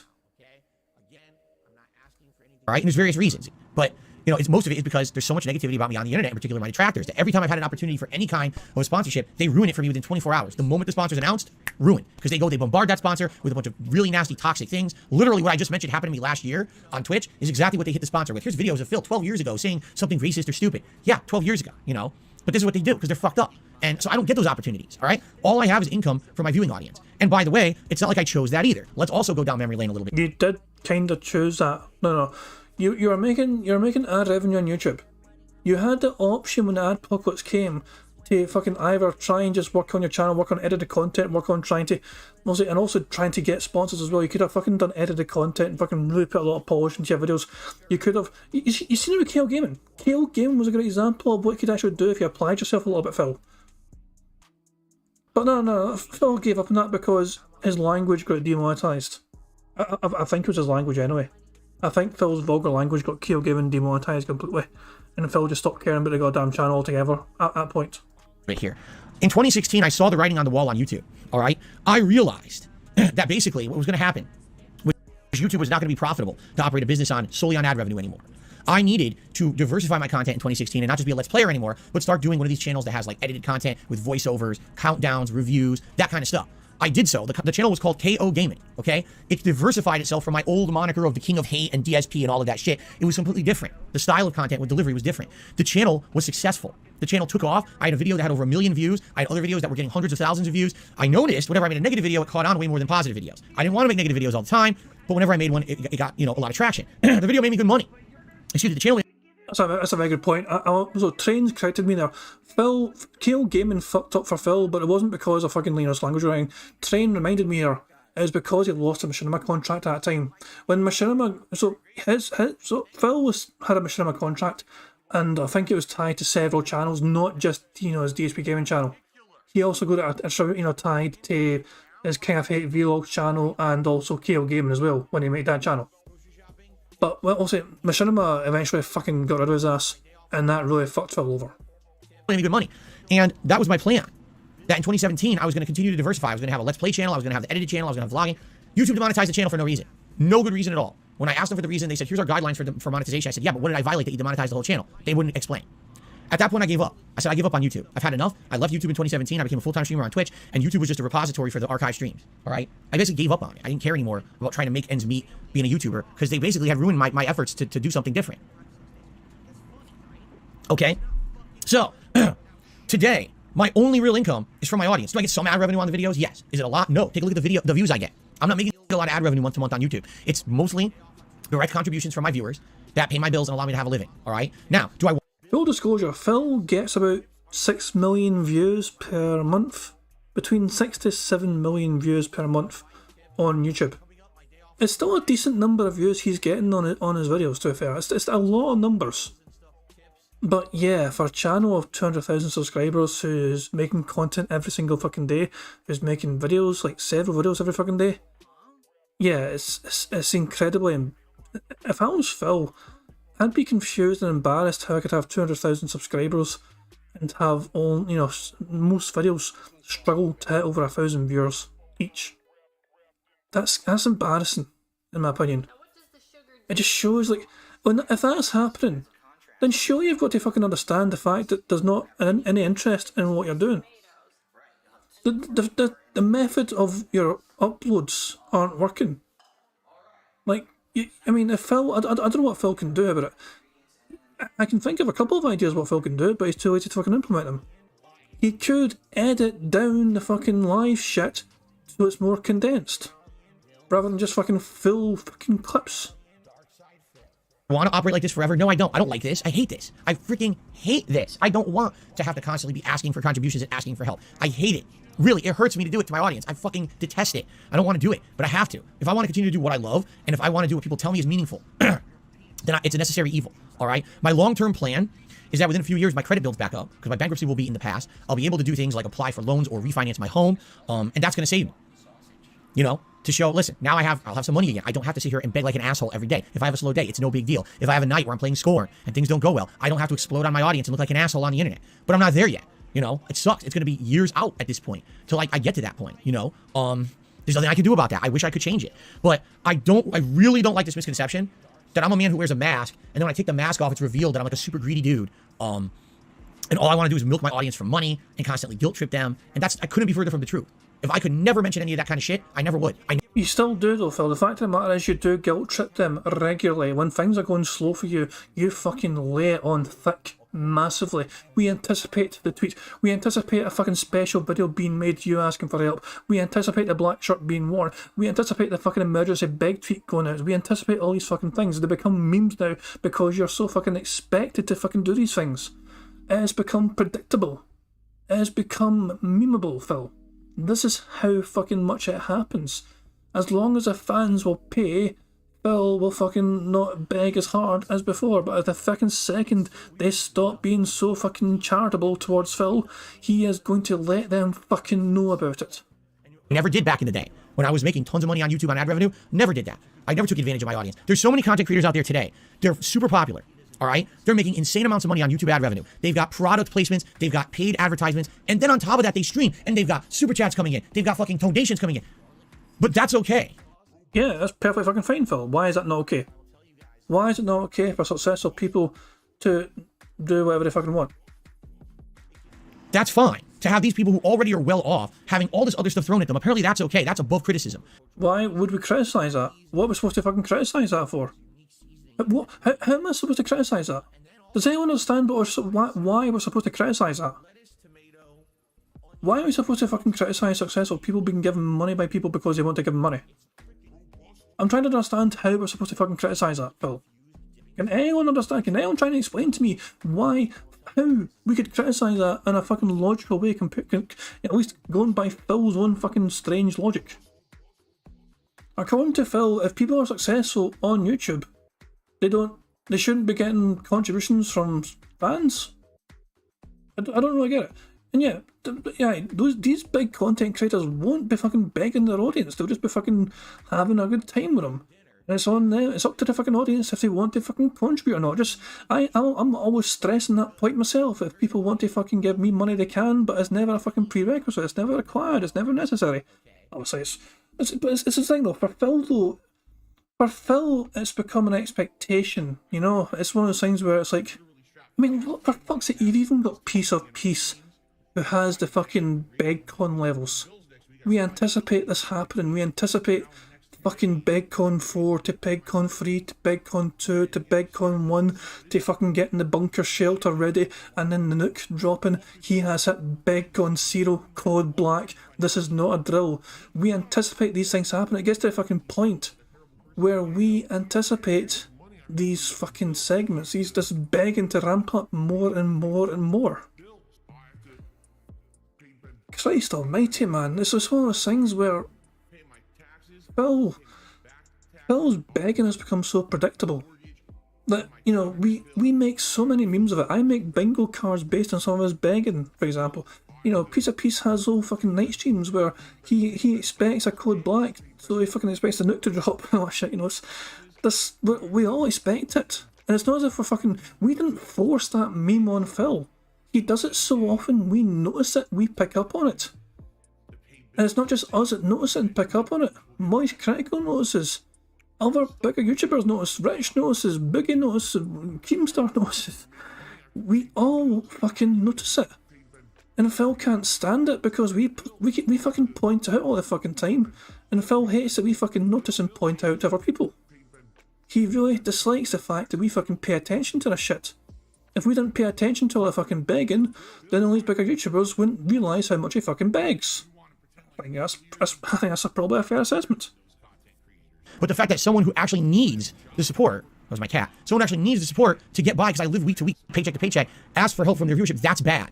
That's what maybe I don't understand. I do feel like it's a little hypocritical that people who are already well off can then criticize those who aren't for asking for help, right? I mean, I could pack it up. I can give up. So there you go. Because Phil is massively jealous of more successful YouTubers who get given lots of fucking money anytime they fucking stream. They're already a big YouTuber, they've already got a lot of money, but if they turn on the fucking YouTube stream, they'll get fucking more money thrown at them, not shit, even though they're not asking for it. Money. And Phil sees this happening, he's fucking envious as fuck. He's like, you motherfuckers, you guys are stealing my fucking money, all that money should be going to me. Jesus Christ, man. You're not owed anything, Phil. Everyone has their own fucking struggles. Everyone has their own fucking things to tackle in life. You're not the only fucking person that's got bills to fucking pay. You're not the only person that's got fucking mouths to feed. You're not the only thing that's got fucking things to fix around the goddamn house. You're not the only thing that's fucking... everyone's fucking dealing with this shit. You have got fans of yours, Phil, contributors of yours, who have given you hundreds and thousands of fucking dollars, who themselves have been going through such personal fucking tragedies. They can't even fucking afford to get a new fucking car, but they give you thousands of fucking dollars. They have to go through a fucking third bankruptcy. They're going to fucking sell their fucking liver and organs and kidneys or just to fucking make sure they can tip you. What the fuck is wrong with you, Phil? Do you fucking seem to force your fucking fans into fucking poverty just to keep you afloat? That's the impression I'm getting. The impression I get from these fucking fans of yours, Phil, who are fucking destitute sometimes and are fucking struggling sometimes, is they're fucking forcing themselves through absolute personal hell because you guilt trip them into giving you money you claim you fucking need. And then we see you fucking spend it in WWE Champions.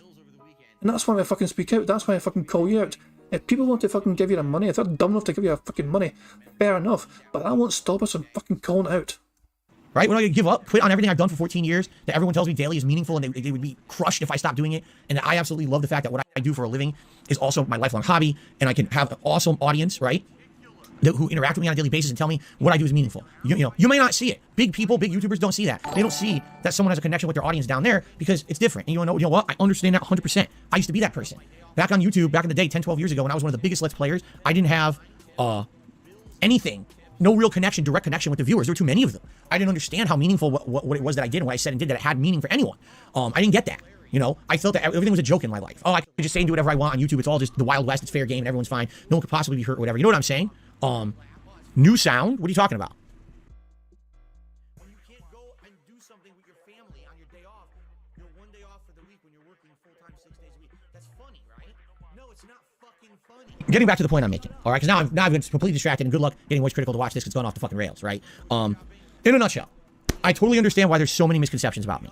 I do. There's so many people out there who say negative shit about me on a daily basis, but they only show one side of me. What they will never show is the fun Halloween stream I did yesterday, where literally not once was it a discussion of really money or anything like that, right? Not once. It wasn't me begging. It wasn't me asking for anything. It was just people contributing out of their own free will because they were having a good time and, you know, having a great one. That's the ideal for me.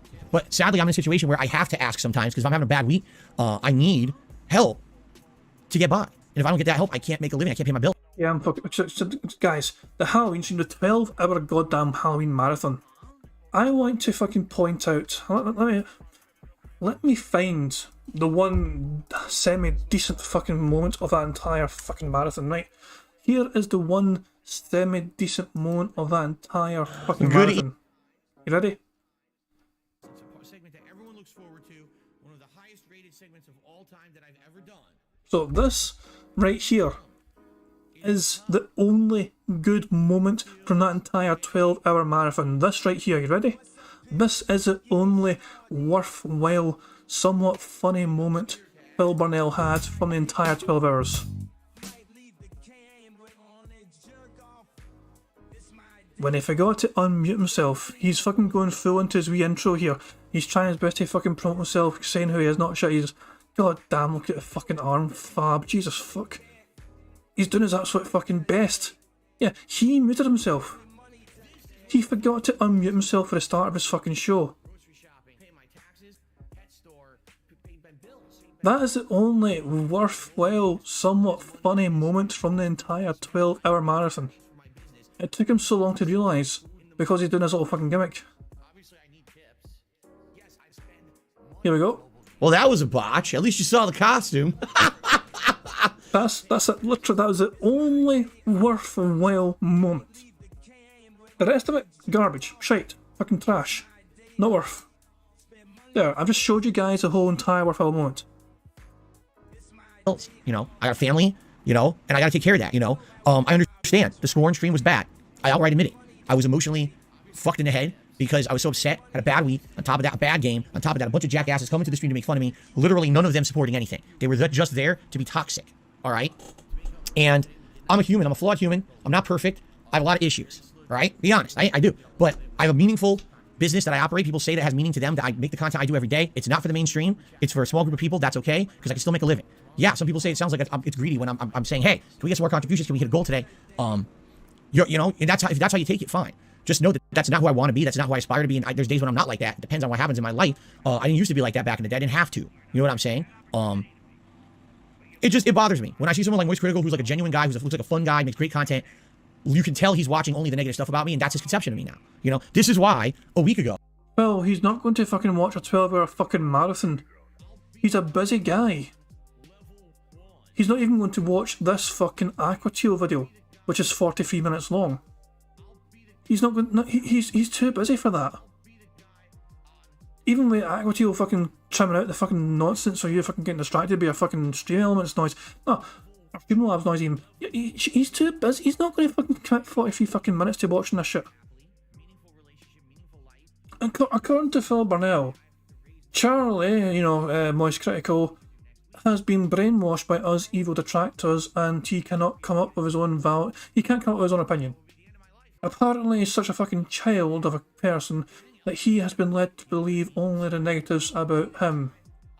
And, you know, he never sees the positives of Phil Burnell because of our evil antics. I'd like to think that Moist Critical is big enough and wise enough to make his own goddamn opinions about who he fucking sees on internet.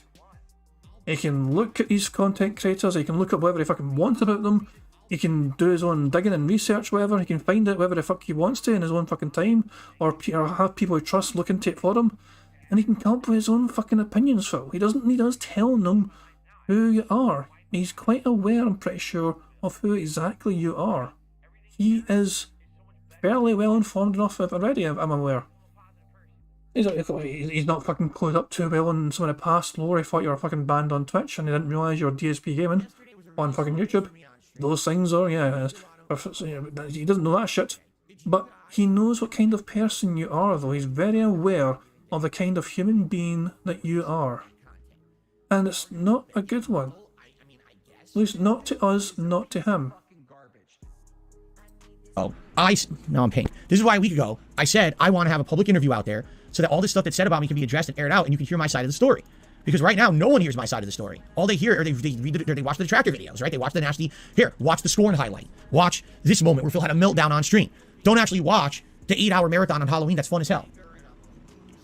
He's actually pissed off at people not going to fucking commit 8 hours of their fucking life to watch a marathon. Phil, you won't even watch it. I'll tell you what, Phil, if you watch your own 8-hour marathon and prove it, then I might. Phil can't even be asked to watch his own fucking content. Never mind getting other people to watch his fucking content. He doesn't even like watching his own content. When somebody can't even be fucking bothered to enjoy their own goddamn content, how the fuck do you think other people will be? Honestly, it makes no fucking sense. He doesn't even like watching his own fucking shit. So how the hell can he expect other people to fucking commit that fucking mental much? Never mind just one fucking video. He wants people to watch the fucking whole marathon. Just to show how fucking happy and chirpy and buzzy and fuck off, Phil. You're not even going to fucking enjoy that shit, so why the fuck should we? You know what I'm saying? So, and then one other thing actually that Moist Critical said about me that actually is pretty hurtful, but I don't think he means it that way. He basically said, I still say to this day, the best thing that Phil ever left on the internet was when he had his accident, but the rest, he just kept streaming as if nothing happened. And, you know, basically it's hilarious because it shows incredible determination, you know. No one else would have done that, but it's just hilarious to see that this guy just carried on, you know. By the way, here we go again. I'm about to give up on this piece of shit. This camera is really pissing me off. But the thing is, that upsets me because I've been making content for 14 years, all right? There's so many things that can be said about me, both positive and negative. And although you can admit, yes, the embarrassing moment was definitely one of the things everyone remembers about me, I don't really think that was the defining characteristic of who I am on the internet. You know, back in the day, I was well recognized as one of the most popular Let's Players on YouTube who basically inspired so many others. People like the Creatures, right? Who they in turn inspired more people and then inspired more people. You know, you might have thought of that as a positive, Phil, but not really. You are inspiration to this day, Phil, but not for the reasons you think. You're the example of what people should not fucking be. You are this is how you don't stream. You are this is how you don't be a content creator. You are the example of what you don't fucking do on this fucking platform.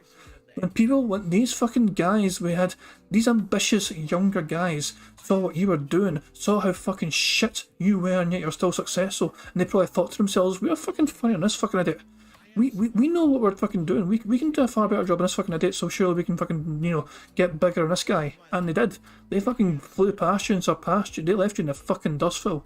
You are an inspiration, but not in the way you fucking think. For most fucking content creators out there, if they saw you, didn't fucking see somebody and thought, wow, this guy's doing great. They thought, fucking, wow, this guy, seriously? He's this fucking successful? Somehow? Seriously? This shit must be fucking easy. Let's fucking step up. Let's do this better. Let's do that better. Let's do this thing better. Let's get this. Let's get that. Let's do this. Let's do all the things that he's not doing so we can make a better fucking product and get a fucking more successful channel on him. What happens? They did all those fucking things. They put in the effort. They put in the grind. They became far more successful than you. They left you in the fucking dust. And that is it. Then that's history essentially. Phil's fucking back there in the rear view mirror, fucking miles behind. That's where I started, was that I was one of the guys who started with impromptu commentary over raw gameplay, you know? If anything, that should be what I'm remembered for. But no one even wants to really even remember that. People want to say other shit about me. You weren't the first person to do it though, Phil. Why should you be remembered for that when you're not the fucking... You were not a pioneer. You weren't the first fucking... There was other people before you doing that, Phil. There's been several other people talking over fucking game videos before you were doing it. You are not the originator. You are not the creator of it. Why would that be your legacy? Your legacy is jerking off on stream. You hate it, I know. You can laugh at it as much as you fucking want, but this is your entire legacy, Phil. This is what you'll be remembered for until the end of fucking time, until the day you fucking die. You were the guy that jerked off on stream. Deal with it. Not true, or they want to always write off any kind of accomplishments that I've had over the years as saying that I'm just like a, you know, a joke of a footnote, rather than saying, oh, he actually did do some notable things on YouTube back in the day. Okay? You know, so what I would say is, I'm not mad at Charlie for the stuff he said at all. In fact, I kind of agree that Scoring Clip is terrible because I was upset and I was a moment of human weakness. Sadly, that happens from time to time here on my channel, and I can't really change myself from being real. That's who I am as a person. He says, oh, mask off. The truth is there is no mask, right? What mask am I wearing? I'm actually one of the more transparent guys out there when it comes to what I tell you guys on streams, about how things are going, about how I'm feeling. You know, I'm not wearing a mask. That's maybe the difference between me and a lot of other YouTubers out there who they're always wearing the mask. And when the mask comes off, it's shocking. For me, there's no mask. You just see who I am all the time, and it sucks, you know, when something like this happens, and I look like an asshole because I was an asshole that night, you know, but that's not the end-all be-all of me. At least I don't feel that way, and I'm sure that my viewers don't feel that way, or they wouldn't be here today, you know? They understand it was just a bad night. And I would say, what I would say to Moist Critical is, hey, at least thanks for mentioning me at all, but if you are going to mention me, at least give me a fair shake. You know, I'm here. You ever want to have a conversation with me? I'm available just to shoot the shit. Just even if you just want to laugh for 5 minutes, whatever, man. But that's better than, oh, look, Phil's just a full-on, this is his business, is just begging and being greedy. Well, if you watch the highlights, the negative highlights, you're right. But that's not the end-all be-all of me. You know, it's just not. That's what they want you to believe, because that's this group of people who want to ruin my life on the internet. This is what they do. And I wouldn't even be financially hard up the way I am if it wasn't for them. They're the ones who, every time I'm getting better, they ruin things for me. Nah, you can't blame us for your own shitey financial decisions, pal. You're the one that fucking chose to bankrupt yourselves, essentially. You know, you fucking overspent your money moving to fucking Seattle. You didn't need to move there. You moved to a big-ass fucking house for 2 people. 2 people living in a big fucking massive house with 2 fucking bathrooms and like fucking 4 bedrooms or some bitch. How in the fuck are you going to fucking... Why? You didn't have plans to have children. You had such a massive fucking house. You didn't fucking need it to that fucking size. You're the one that fucking put yourself in this dire situation where you fucking left yourself with 0 fucking money. You moved at a fucking time where money started to dry up for you on YouTube. Jesus fucking Christ, it's not our fucking fault you're so irresponsible financially. It's your own goddamn fault. Prophet, it's only 10:45 PM, pal. Calm down, buddy. Keep in mind, we put our clocks back this week. Your clocks go back this coming Sunday, but we already put our clocks back last week. So, yeah, Prophet, chill, pal. They got me kicked off Twitch. They got me kicked out of Teespring. They committed identity theft last year, costing me thousands of dollars to fix. To this day, they're hitting me with false copyright strikes. Well, gee, I wonder why I'm financially hard up. If they would just leave me the fuck alone and leave me my own devices, this wouldn't be happening. You know what I'm saying? But it just keeps happening because they won't leave me alone. That's the real problem here. And then here it is. Here's the negativity about Phil all over the internet. The big YouTuber watches it. Oh, see, now Phil's just a meme. He's a beggar. He's a scumbag. It'll never end. It's just going to be this endless cycle until someone breaks the cycle. Until someone decides to actively say, hey, you know what? Maybe I'll talk to Phil. Maybe I'll have a conversation with Phil and just see what he is, how he's a guy. You know, we'll talk about some of the stuff, you know. But I've tried to talk to this motherfucker. I've sent him emails. He refuses to fucking respond to them. Trying to talk to this motherfucker about his goddamn antics, and he refuses to fucking acknowledge it properly. He'll briefly reference it in his fucking streams occasionally, fucking saying, oh, some guy in email told me to do this, but he won't actually fucking respond to the goddamn emails. Try to talk to this bastard's impossible sometimes, honestly. It really is. Hey, Fiscus, how you doing, pal? As I'm saying, I'm going to finish in like a few minutes. This video's nearly over. It's like 3 minutes to go on this fucking video, and then I'm going to give a shout out to Aquateel. If in case you're not subscribed to Aquateel already, it's her video that she clipped, you know, so she definitely deserves some appreciation. I'll be honest with you. Moist Critical, he's huge. He's giant. I'm shocked. The guy even spends a minute talking about me in his content. I'm such a footnote. I'm such a fart in the wind when it comes to YouTube content that I can't believe the guy wastes time even mentioning me. You know, in the same. I mean, look, he's talking about Boogie, a guy who at one point had 5 million subscribers and ridiculous amounts of views. And he talks about Darkside Phil, who literally just hit 200,000 subscribers and gets like 300 views on a video. Why am I even in the same sentence as these people? It baffles me. People compare me to Boogie, to Angry Joe, to Maximilian. Do you understand? It's not even the same ballpark. That's like the major leagues versus the fucking little leagues. Yeah, I can't fathom how I get brought up like this stuff like that. Seriously, it's like confusing as hell. But if at least if you're gonna have the negative, I hope you would at least air some of the positive. All right. So that's all I have to say about that. I have no idea if I'll ever hear from Moist Critical on any of it. Probably not. I wouldn't even tell him to bother wasting his time because probably it's not going to turn into anything good for him. It's a shame, you know, that I don't get that fair shake and I don't get to talk to the people who regularly say shit like this about me, these misconceptions. But again, I don't blame him. When literally he searches for me and he sees new negative video about Phil, new negative video about Phil, here you go. That's what he's going to focus on. He's not going to hear about the Halloween marathon where Phil literally didn't ask for anything, and that wasn't even though he was on stream for 10 hours. You know, he's not, all he's going to hear about is the Scorn Begathon and shit like that, right? So there you go. First tip of the day from Snow Carl. He's like critical. Do you think he should have acted with better judgment when he spoke about you? No. He's clearly aware of how badly you're treated on the internet. Is he? I didn't get that impression from the segment. In my opinion, he should have done his research because his words could hurt you concretely and perpetuate the lies about you. Again, I actually don't think, from what I saw, I don't actually think that he was being negative towards me at all. He was just regurgitating stuff that he had seen. You know what I mean? Like, this is not. Here's the difference. Moist Critical brings me up every once in a while in a funny way. Sometimes it's positive. Sometimes it's a joke laughing at me. Who cares? No big deal. He's not Mr. Matoker. He's not, oh, let's do a series of insanely hateful, destructive videos about Phil. That's the difference here. He's literally, Moist Critical benefits nothing by mentioning me in his content. He just does because he genuinely finds it interesting. Versus, I have a concerted effort to try to ruin someone's life, which is what Matoka did. There's the difference, okay? It wasn't a video, it was on a live stream of his. It was on a live stream of his, and I saw I guess there's someone who does highlights of his live streams, and that's what I saw. There's no video about me on his channel, no. And that is the end of the video there. So guys, if you've not subscribed to Aqua Teal, make sure you do. There's the link to Aqua Teal's channel there. Please subscribe to them if you've not already. They do clips on DSP quite regularly. They used to have a channel before, and then they got by you-know-who. So, you-know-who that goes after Hate Army Watch all the time, went after Aqua Teal as well and got them too. But they came back with this channel and they're trying to build up again. So 1.57k subscribers and hopefully growing. So make sure you drop a subscribe to Aqua Teal if you're able to. But please, I would really appreciate it because they certainly deserve the support, you know, for all the efforts. It's pretty solid. It's not just the fucking, you know, this is a long ass clip, but it is some shorter clips as well, you know. They also do they had the unrecorded scoring clip, which Moist reacted to, which had like 10k views. I know Aqua's a she. I know she is. I don't know. It's one of those things where I wasn't calling Aqua a he. I'm just saying they. I keep saying they. So rather than saying he or she, I do sometimes just say they, just because. I don't know. I just generally do it because a lot of times it's hard to know if you're talking about a he or a she. So I just do they. It's just my normal way of doing things.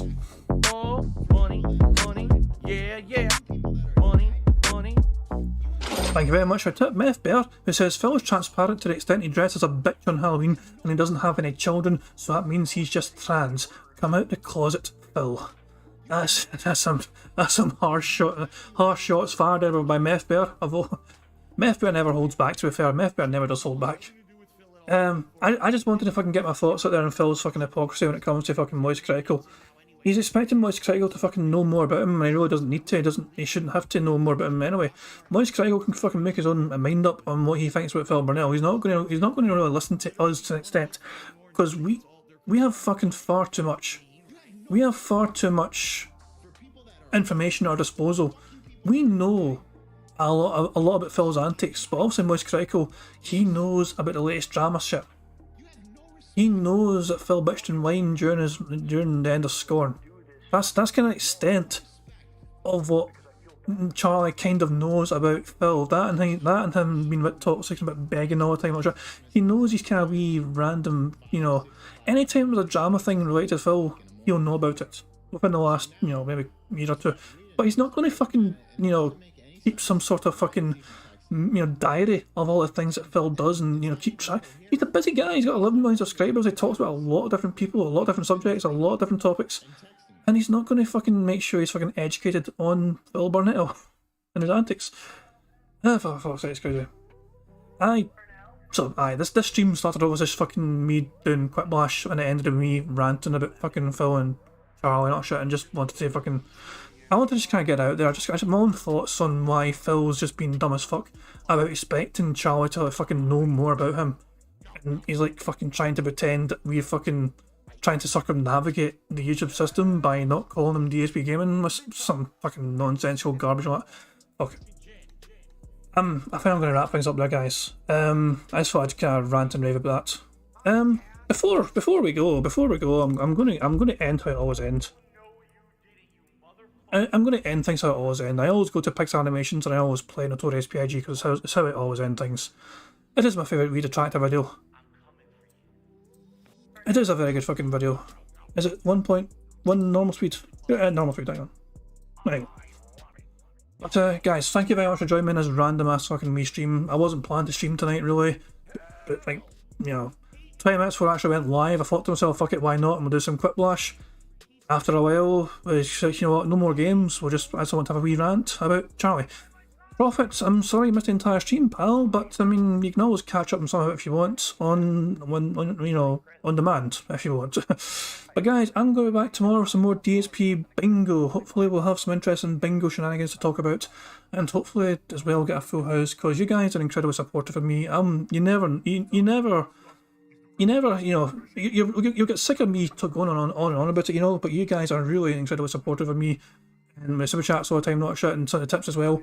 And I want us to win more often at DSP Bingo so I can give back to you guys more often as well. Hopefully tomorrow is a full house stream and I can give something back to you guys. But we'll have to wait and see what tomorrow brings us for Bingo.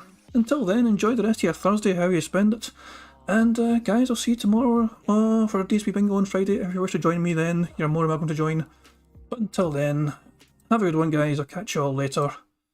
Peace out. On September 14th, a pre-authorized payment of $16.51 from PayPal.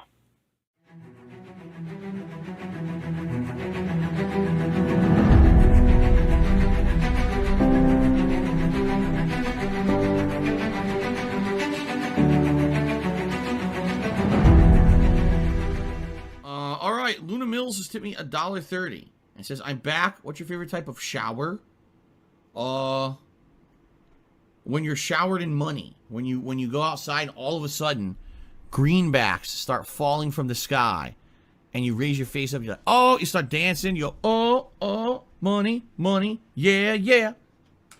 All right, I don't know what the hell you're talking about, but thank you for the first tip of the day.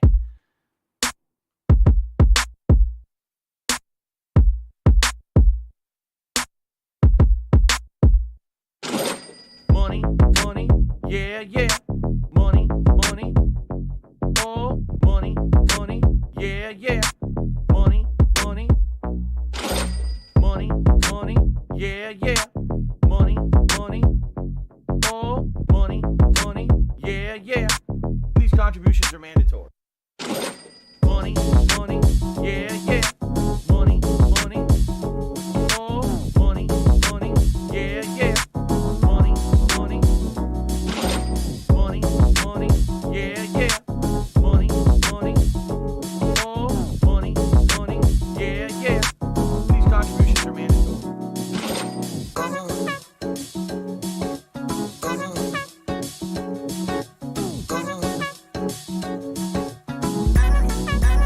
Show me the money.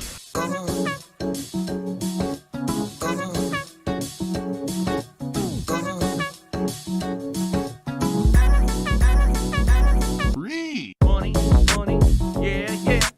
Money, money. Oh, money, money, yeah, yeah. Money, money. Money, money, yeah, yeah. Money, money. Oh, money, money, yeah, yeah. These contributions are mandatory. And it's gone, just gone like that. In an instant, fucking gone.